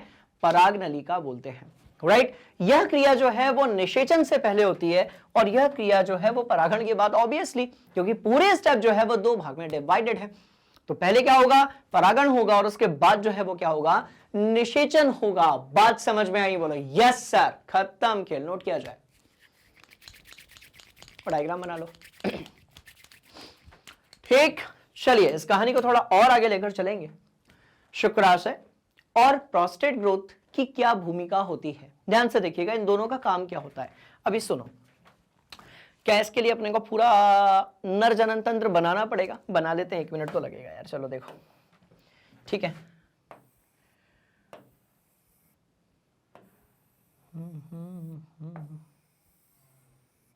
चलो, तो भैया ये जो चीज है ये हो गया शिश्न, ठीक है, जहां से बेसिकली मूत्र और वीर्य दोनों बाहर निकलते हैं ना। इंटरेस्टिंग कहानी, ध्यान से देखना। और ये जो बाजू में दो दिख रहे होंगे आपको ऐसे अंडाकार, ठीक है, ये होते हैं बेसिकली वृषण। वृषण मतलब ये कि जहां पर जो है, राइट, वृषण का मतलब क्या होता है? जहां पर शुक्राणुओं का निर्माण होता है, जहां पर शुक्राणुओं का निर्माण होता है। और इस तरीके से यहां पर होते हैं अधिवृषण, जहां पर बेसिकली वो स्टोर रहते हैं। ठीक है, बोलो यस सर। मस्त वाली कहानी है। चलिए, और इसके बाद इसको हम ऊपर लेकर जाते हैं, इसको हम ऊपर लेकर जाते हैं, और वहां पर ध्यान से देखना, मस्त बात, बिल्कुल साथ साथ में ड्रॉ करेंगे सभी धुरंधर। ठीक, बोलो यस सर। और भैया यहां पर होता है मूत्राशय। अब यहां पर कौन सी चीज होती है? तो यहां पर होता है मूत्राशय। अब ध्यान से देखना, ये कहानी बड़ी इंटरेस्टिंग है। क्यों इंटरेस्टिंग है?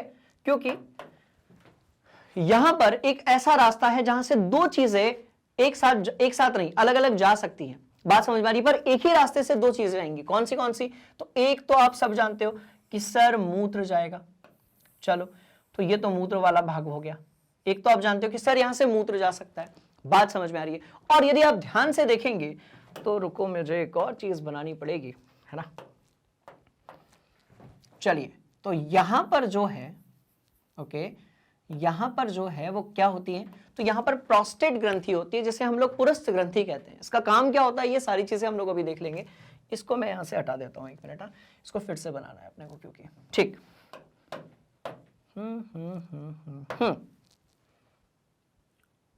ठीक है, चलो, तो यहां से ये निकली और ऐसे, और ये यहां से निकली और ऐसे। और ध्यान से देखिएगा, इसमें कुछ चीजें और हम ऐड करने वाले हैं। ठीक, तो हम इसमें क्या क्या ऐड करने वाले हैं? तो हम इसमें कुछ और चीजें ऐड करेंगे। हाँ, चलो, तो हम इसमें कुछ और चीजें जो हैं उसको क्या करने वाले हैं? ऐड करने वाले हैं। ये मैं सिर्फ आप लोगों को समझाने के लिए बना रहा हूं। एक्चुअली जो शेप है वो इस तरीके से नहीं होता है। बात समझ में आ गई? चलो, तो आप यदि ध्यान से देखेंगे तो आप पाएंगे कि भैया ये जो है ये क्या है? ये तो शिश्न है। बोलो यस सर। ठीक है, ये जो है इसको बेसिकली हम लोग मूत्र मार्ग कहते हैं। बोलो यस सर। तो ये हो गया मूत्र मार्ग, है ना। अच्छा, ये जो ब्लैक कलर से आपको दिख रहा है ये है वृषण। बोलो यस सर। अच्छा, ये जो ग्रीन कलर से आपको दिख रहा है ये है अधिवृषण। बोलो यस सर। खत्म बात।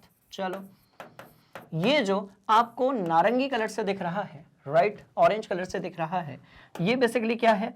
तो भैया ये है शुक्रवाहिका, बोलो यस सर, साथ साथ में नोट करते जाओ, है ना। तो ये हो गई शुक्रवाहिका। क्लियर, यहां तक भी कहानी क्लियर है।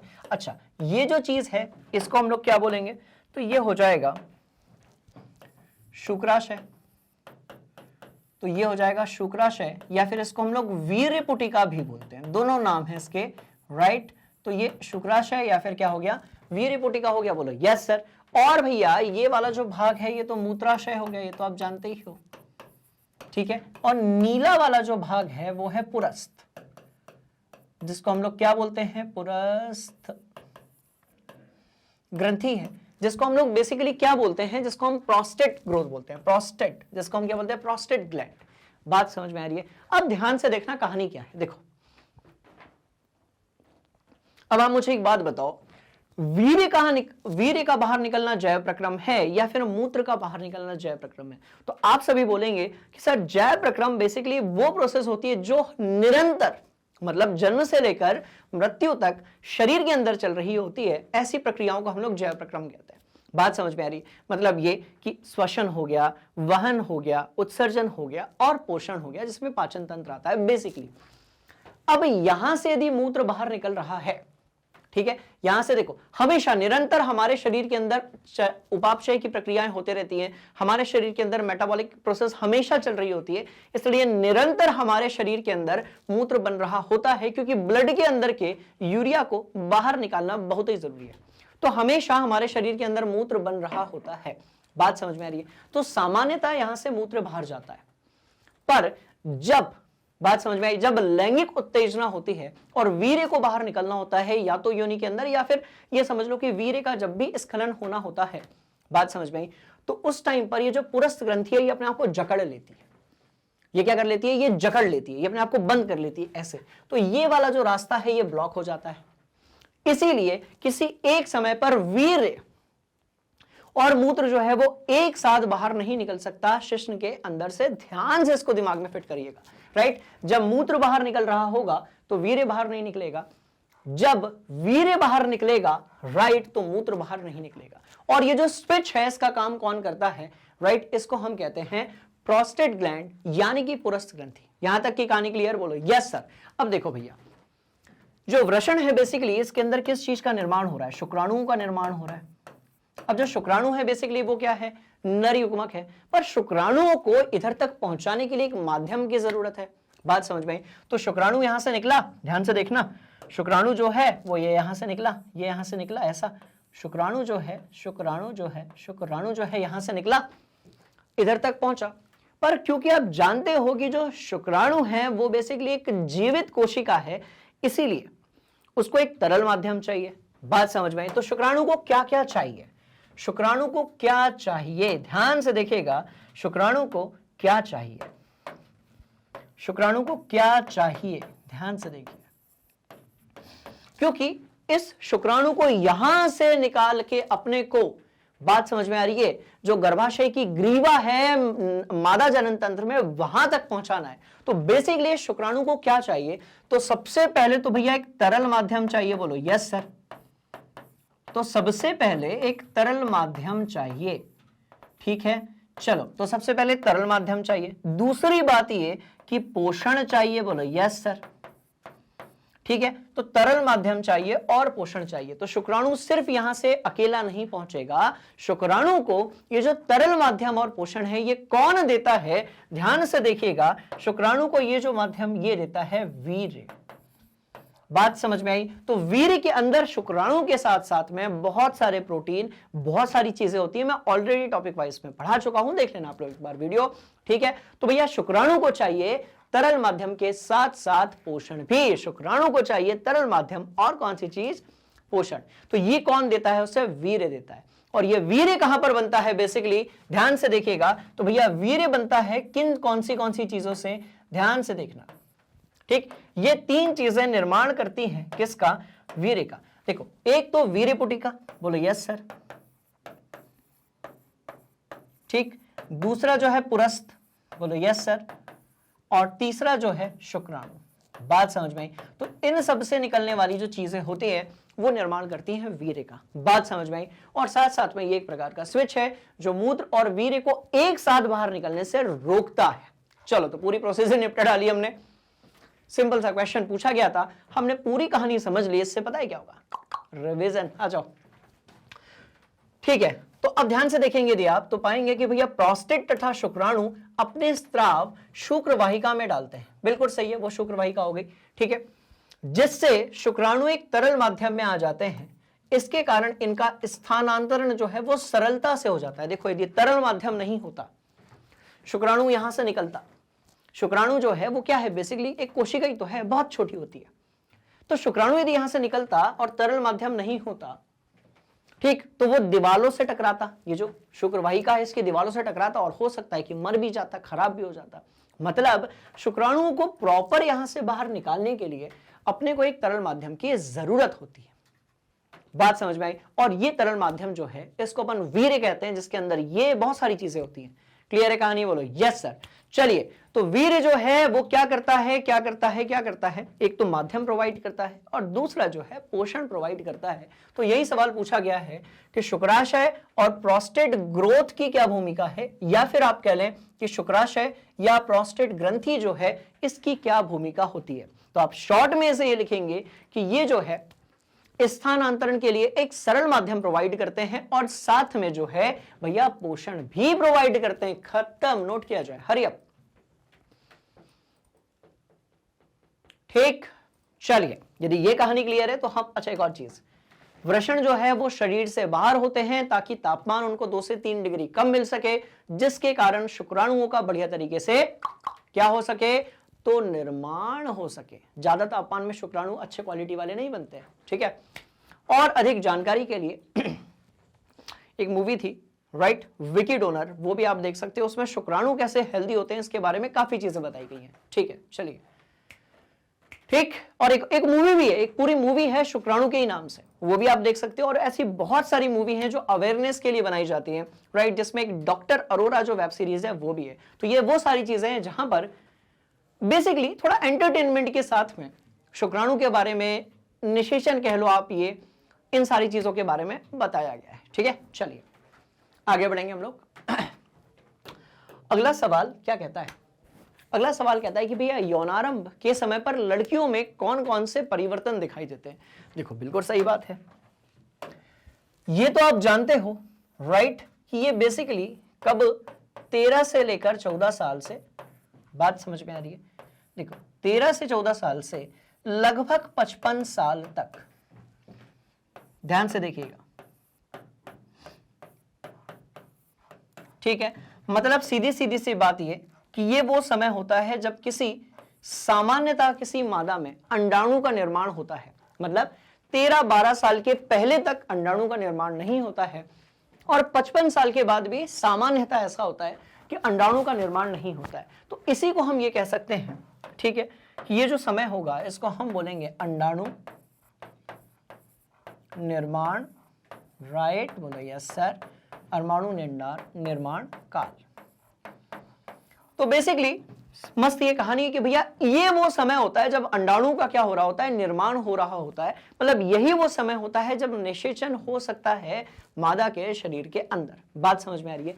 चलिए, तो क्या क्या, अब आप सोच कर देखो कि ये वाला समय जो है वो अपने को दिमाग में फिट रखना है, क्योंकि क्वेश्चन तो यहीं से आया है कि इस समय पर क्या क्या होगा। बात समझ में आ रही है? अब देखो भैया, निषेचन यदि होगा, ठीक है, रुको, निषेचन यदि होगा तो आप जानते हो कि जो भ्रूण है वो मादा शरीर के अंदर ही विकसित होता है। ये कहानी तो आपको क्लियर है। तो भ्रूण को मादा शरीर के अंदर ही विकसित होगा और जन्म के बाद जो शिशु होगा, बात समझ में आ रही है, उसको पोषक तत्व कैसे मिलेगा? स्टार्टिंग के 6 महीनों तक कैसे मिलेगा भाई? सीधी सी बात है, उसको पोषक तत्व मिलेगा कैसे? मां के दूध से। बात समझ में आ रही है? चलिए, तो उसको पोषक तत्व जो है वो बेसिकली कहां से मिलेगा? मां के दूध से उस जो शिशु है स्टार्टिंग के 4 महीने, 5 महीने, 6 महीने तक पोषक तत्व तो मिलेगा ही मिलेगा। और किससे मिलेगा भैया? मां के दूध से। इसका मतलब ये कि जब यौन जो है अवस्था आरंभ होती है, बात समझ में आ रही है, तो उस समय पर सबसे पहले क्या होता है कि जो वक्ष के भाग होते हैं, स्तन होते हैं, उनमें विकास शुरू हो जाता है। क्योंकि देखो स्तनों में विकास होना बहुत जरूरी है, क्योंकि यदि कभी निषेचन हुआ, बात समझ में आ रही है, तो निषेचन के बाद जो मां का शरीर है वो रेडी होना चाहिए किसके लिए, जो शिशु होता है उसके भरण पोषण के लिए। तो इंटरेस्टिंग कहानी है। तो पहली बात क्या होगी, वक्ष के भाग में स्तनों का विकास होता है। दूसरी बात यह कि रजोधर्मीय ऋतुस्राव का प्रारंभ होता है। इस पर पूरा एक लेक्चर मैंने बनाया हुआ है, कंफ्यूज होने वाली बिल्कुल भी बात नहीं है, वहां से आप देख सकते हो। और आवाज जो है वो कैसी हो जाती है, पतली हो जाती है, और गुप्तांगों पर बाल उत्पन्न होने लगते हैं। तो ये सारी जो चीजें होती हैं हार्मोनों के कारण भी होती हैं। आप इसे नोट कर लीजिए, हम चल रहे हैं अगले सवाल की तरफ। Hurry up. चलिए, तो सारी चीजें आपने नोट कर ली हैं, ठीक है। एक पॉइंट और इसमें अपने को ऐड करना है जो कि बड़ा इंपॉर्टेंट है, और ध्यान से देखिएगा। वो पॉइंट कहता है कि जो विपरीत लिंग है, मतलब यदि हम बात करेंगे किसकी, हम यदि बात करेंगे लड़कियों की, तो ऑब्वियसली लड़कों की हम बात करेंगे, तो विपरीत लिंग की तरफ आकर्षित होना। तो इसको हम कैसे लिख सकते हैं, हम इसको ऐड करेंगे यहां पर कि भैया विपरीत लिंग जो है, बात समझ में आ रही है, की तरफ आकर्षित होना। क्योंकि हार्मोनों के बहुत सारे जो हार्मोन होते हैं उनमें क्या होता है, परिवर्तन होता है। शारीरिक परिवर्तन के कारण मानसिक परिवर्तन भी होता है हार्मोन्स के बनने के कारण, ठीक है। चलिए, तो विपरीत लिंग की तरफ आकर्षित होना, क्लियर बोलो, यस सर। कैसा, तो भैया आकर्षित होना, कैसा, तो विपरीत लिंग की तरफ आकर्षित होना, ठीक है। चलिए, तो इस तरीके से आकर्षित होना, रुको, आकर्षित होना, है ना, यही सही रहेगा। तो ये सारी चीजें नोट कर लो, अपन बढ़ रहे हैं अगले सवाल की तरफ, ठीक। चलिए, तो इस तरीके से अगला क्वेश्चन हमसे कहता है कि भैया मां के शरीर में गर्भस्थ, ठीक है, भ्रूण को पोषण किस प्रकार से प्राप्त होता है। तो ध्यान से देखिए, जो भ्रूण है बेसिकली वो कुछ समय बाद परिवर्तित होगा किस में, देखो भ्रूण जो है वो परिवर्तित होगा किस में, वो शिशु में परिवर्तित होगा।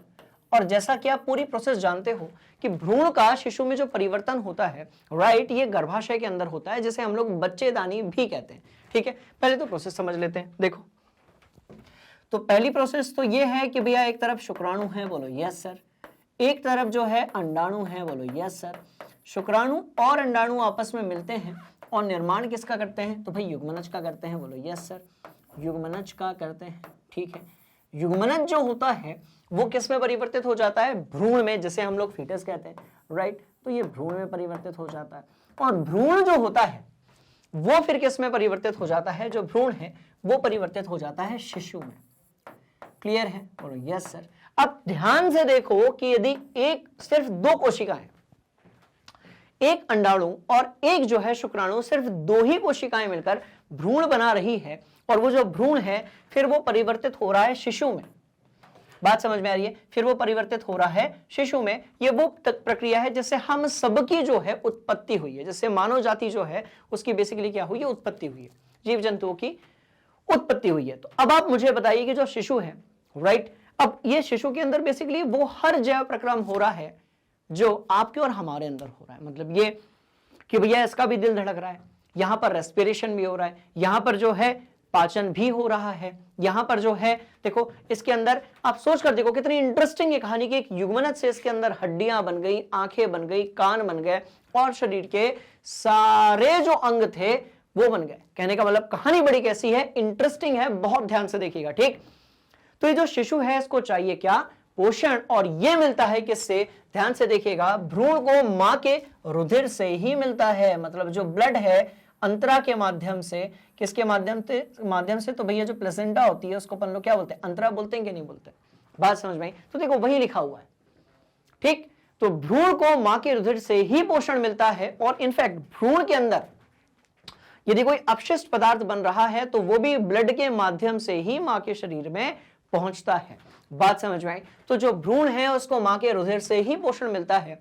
इसके लिए एक विशेष संरचना होती है जिसे प्लेसेंटा कहते हैं, या फिर आप इसे अंतरा भी कह सकते हो। क्या कह सकते हो, तो अंतरा। तो अभी अपन इसका डायग्राम बनाकर सीख लेंगे, ठीक है।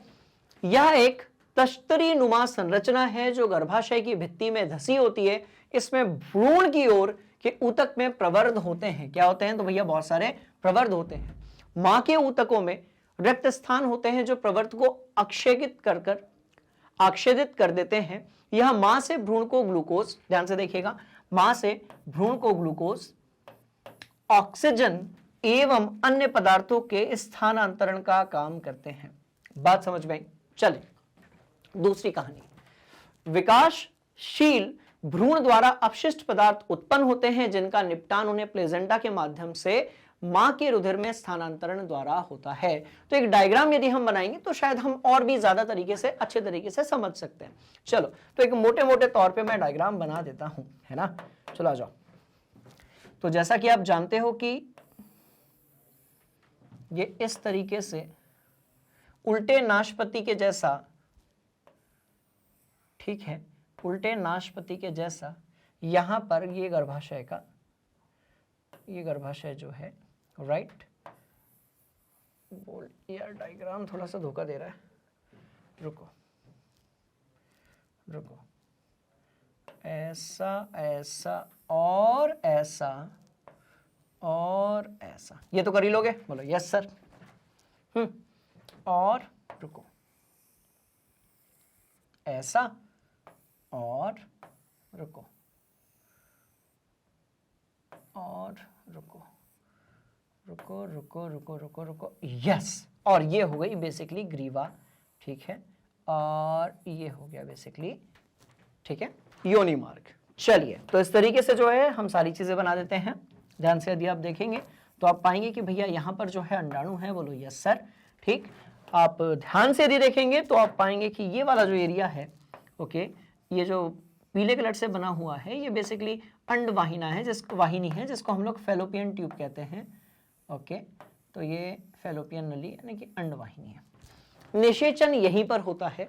उसके बाद यदि हम बात करते हैं किसकी, ठीक, यदि हम बात करते हैं कि गर्भाशय की, तो भैया ये गर्भाशय है जो कि इधर ऊपर से लेकर यहाँ ग्रीवा जो है यहाँ तक रहती है, और इस तरीके से ये हो गया गर्भाशय, ठीक है। चलो इसमें कुछ और चीजें होती हैं, उसको भी हम यहाँ पर ऐड कर देते हैं। ध्यान से देखिएगा। इसमें मुख्य रूप से 3 आस्तर होते हैं जो कि आपको पता होने चाहिए। चलो इस तरीके से ये मैंने यहाँ पर ये बना दिया। ये वो जगह होती है जहां से बेसिकली जो शुक्राणु होते हैं वीर्य के साथ में प्रवेश करते हैं। चलो और हम इसको थोड़ा सा और एडिट कर देते हैं, ठीक है। चलिए तो ये गर्भाशय की जो है हमने भित्ति तो बना दी। अब सवाल पैदा होता है कि भ्रूण कहां पर बनेगा और राइट, उसको पोषण कैसे मिलेगा। तो ध्यान से देखिए, जो भ्रूण है मैं सिर्फ वो बना रहा हूं, शिशु तो पूरा नहीं बना पाएंगे, बहुत टाइम लग जाएगा, राइट। तो देखो, तो ये भ्रूण है बेसिकली,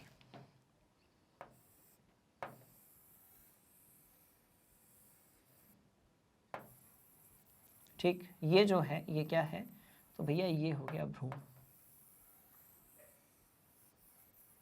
ये हो गया भ्रूण। और यदि हम बात करें तो अब कौन सा कलर बचा है अपने पास, हाँ जी ये, तो हम कह सकते हैं ये थोड़ा नीचे बन गया बेटा, ये ऊपर की तरफ ही रहता है, ठीक। और ये चारों तरफ ऐसे यहाँ पर ऐसे ऐसे करके, तो इसे ही हम कहते हैं गर्भनाल बेसिकली। ये बेसिकली क्या होती है, गर्भनाल, जिसे इंग्लिश में हम लोग क्या कहते हैं, राइट, प्लेजेंटा। और भैया यही जो है, बात समझ में आ रही है, यही कहलाती है अंतराभी। यही क्या कहलाती है, तो यही कहलाती है अंतराभी। और इसमें कुछ और चीजें होती हैं, उसको अपन यहाँ पे बना देते हैं ऐसे, ठीक। तो ये बाहर की तरफ जाती है। तो बेसिकली देखो ये गर्भाशय है और यहां पर आना जाना करता है कौन, ब्लड। तो यहां पर ब्लड आता भी है और अपशिष्ट लेकर बाहर जाता भी है। तो आप एरो से समझ सकते हो, क्योंकि अपन पूरा डायग्राम यदि बनाएंगे तो उसमें टाइम बहुत लग जाएगा और डायग्राम नहीं पूछा गया बेसिकली, ठीक है। तो इसको अपन कहते हैं ये लो गर्भनाल भी आप इसे कह सकते हो। और इसके अंदर भैया रुधिर बहता है और इसी रक्त के कारण, राइट, पूरे भ्रूण का पोषण होता है। और यदि कोई अपशिष्ट पदार्थ है, भाई भ्रूण है तो अपशिष्ट पदार्थ तो होगा ही होगा, बात समझ में आ रही है। तो जो अपशिष्ट पदार्थ है बेसिकली उसका निपटान, यानी कि अपशिष्ट पदार्थ यहां से बाहर की तरफ भी यहीं से जाएगा। बात समझ में आ गई, बोलो यस सर। इसको थोड़ा और बनाने की कोशिश करता हूं, राइट। चलो तो ये भ्रूण बन गया। ऐसे इसके आसपास का जो माध्यम है उसको अपन एक माध्यम प्रोवाइड कर देते हैं, है ना। चलो चलो चलो चलो, चलिए तो आप साथ में पूरा नोट कर लीजिए। डायग्राम यदि आप बनाना चाहें तो एक बार बना सकते हैं, कभी कभी ये पूछ लिया जाता है, ठीक। बोलेंगे यस सर। चलो भैया ठीक है, तो इस तरीके से भ्रूण बना लिया, सारी चीजें हमने यहां पर बना ली, घबराने वाली कोई भी बात नहीं है। चलो नोट कर लो, कुछ समय बाद जो है ये पूर्णतः शिशु में परिवर्तित हो जाएगा, और जब तक, बात समझ में आ रही है, जब तक ये शिशु जो है, राइट, जब तक ये जो शिशु है, ओके, ये पैदा नहीं हो जाता दोबारा से, तब तक अंडाणु का निर्माण नहीं होने वाला है। ठीक, नोट किया जाए, पक्का। चलिए हम चल रहे हैं अगले क्वेश्चन की तरफ और देखते हैं कि भैया यदि कोई महिला कॉपर टी का उपयोग कर रही है, राइट, तो क्या यह उसकी यौन संचरित रोगों से रक्षा करेगा कि नहीं करेगा। तो सबसे पहले तो हम यही जान लेते हैं कि कॉपर टी क्या है, बात समझ में आ रही है। तो भैया ये एक प्रकार की, ध्यान से देखेंगे तो मैंने जनन स्वास्थ्य वाला जो टॉपिक है उसमें पूरा पढ़ाया हुआ है कि हम कौन से तरीके से गर्भ को निरोध कर सकते हैं, यानी कि रोक सकते हैं। तो इसको हम कहेंगे कि गर्भ निरोधक, हम इसे क्या बोलेंगे, हम इसे बोलेंगे गर्भ निरोधक युक्ति। हम इसे कौन सी चीज बोलेंगे, तो ये कहलाएगा गर्भ निरोधक युक्ति। एक ऐसा तरीका जिससे शुक्राणु और अंडाणु मिले ना, जिससे संभोग तो हो पर निषेचन ना हो। ध्यान से देखिएगा, गर्भ निरोधक युक्तियां क्या करती हैं, ध्यान से देखिए भैया, संभोग तो हो पर निषेचन ना हो। बात समझ में आ रही है, मतलब अंडाणु भी बने, शुक्राणु भी बने, वीर्य भी निकले, पर दोनों आपस में ना मिले। बात समझ में आई। तो इसका मतलब क्या हुआ, ध्यान से देखिएगा, संभोग तो हो, बात समझ में आ रही है, इसका मतलब हुआ संभोग हो पर निषेचन नहीं हो, निषेचन नहीं हो, निषेचन जो है वो नहीं हो। ठीक है, नहीं पूरा लिख देते हैं, बात समझ में आ गई। कहने का मतलब ये कि जो संभोग है वो होना चाहिए, पर जो निषेचन यानी कि फर्टिलाइजेशन है, युग्मनजों का आपस में, सॉरी, युग्मकों का आपस में मिलकर युग्मनज बनाने की जो प्रक्रिया है वो पूरी नहीं होनी चाहिए। तो इसको अपन कहते हैं क्या, अलग अलग गर्भ निरोधक युक्तियों से हम इसको रोक सकते हैं। बात समझ में आ रही है। और जो कॉपर टी है वो कौन, देखो जैसे आप जानते हो कि भैया जो कंडोम होता है वो नर या फिर पुरुष के द्वारा यूज किया जाता है, कुछ इसी तरीके से जो कॉपर टी है, राइट, ये महिला के द्वारा उपयोग की जाती है। तो कौन उपयोग करेगा, तो भैया महिला उपयोग करेगी। तो ध्यान से देखिएगा, यदि कोई महिला कॉपर टी का प्रयोग कर रही है तो क्या यह उसकी यौन संचारित रोगों से रक्षा करेगा, तो बिल्कुल नहीं करेगा। ध्यान से देखिएगा, ये यौन संचारित रोगों से रक्षा जो है वो बिल्कुल भी नहीं करेगा। बात समझ में आई। तो वही लिखा हुआ है कि कॉपर टी जो है, टी शेप की कॉपर के आकार की होती है, इसको मैंने डिस्कस कर चुका है।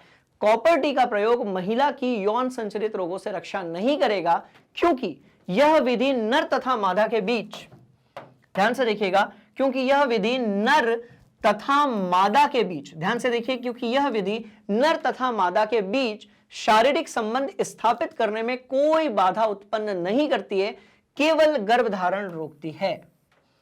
केवल क्या रोकती है, गर्भधारण रोकती है। तो संभोग तो होता है पर निषेचन नहीं हो पाता है। पर जो वायरस है या फिर यौन संचारित रोग हैं वो एक जगह से दूसरी जगह ट्रांसफर हो सकते हैं। बात समझ में आ रही है। तो इस तरीके से इसका आंसर क्या होगा, ना। नोट कर लो, हम बढ़ रहे हैं आगे। कर लिया, कोई दिक्कत वाली बात नहीं। चलिए, तो इस तरीके से ये जो चैप्टर है इसके अपन ने सारे क्वेश्चंस निपटा दिए, टॉपिक वाइज सारे हम निपटा चुके हैं। हम इसका वन शॉट रिवीजन जल्दी लेकर आ रहे हैं और ये आपको मिलने वाला है आपके अपने फेवरेट एजुकेशनल प्लेटफॉर्म पे, जैसे आप कहते हो magnet brains for English medium and magnet brains Hindi medium for Hindi medium students, जहां पर आपको मिलता है इंग्लिश मीडियम के लिए नर्सरी से लेकर कक्षा 12वीं तक सारी क्लासेस, सारे सब्जेक्ट्स। हिंदी मीडियम के लिए जितनी भी एनसीईआरटी, सीबीएसई या अलग जो स्टेट बोर्ड है उनके लिए 7th क्लास से लेकर 12वीं तक यानी कि 12th तक सारा कुछ बिल्कुल फ्री ऑफ कॉस्ट। कैसा, क्वालिटी कंटेंट के साथ में, और आप उसको देख सकते हैं बिल्कुल फ्री ऑफ कॉस्ट। मतलब लेक्चर्स के लिए, किसी भी लेक्चर्स के लिए आपको कोई भी अमाउंट पे नहीं करना है। साथ में आप बुक्स और ई बुक्स जो है जिसकी लिंक डिस्क्रिप्शन में गिवन है वहां से प्राप्त कर सकते हो। सिंपल सी ये कहानी है, मजेदार ये बात है। बात समझ में आ गई। चलिए, तो इस तरीके से ये सारे क्वेश्चंस को आप एक बार देख लीजिएगा। यदि आपको कोई डाउट है कमेंट बॉक्स में आप उन्हें पूछ लीजिएगा। हम मिलने वाले हैं वन शॉट रिवीजन में अगली क्लास में। तब तक के लिए खूब पढ़िए, खूब मजे कीजिए और जो है एकदम टेंशन फ्री रहिए। सब कुछ अच्छा होगा यदि आपकी तैयारी अच्छी है तो। मिलते हैं अगली क्लास में, तब तक के लिए मैग्नेट हिंदी मीडियम को लाइक कीजिएगा, शेयर कीजिएगा और सब्सक्राइब कीजिएगा। Thank you so much. जय हिंद।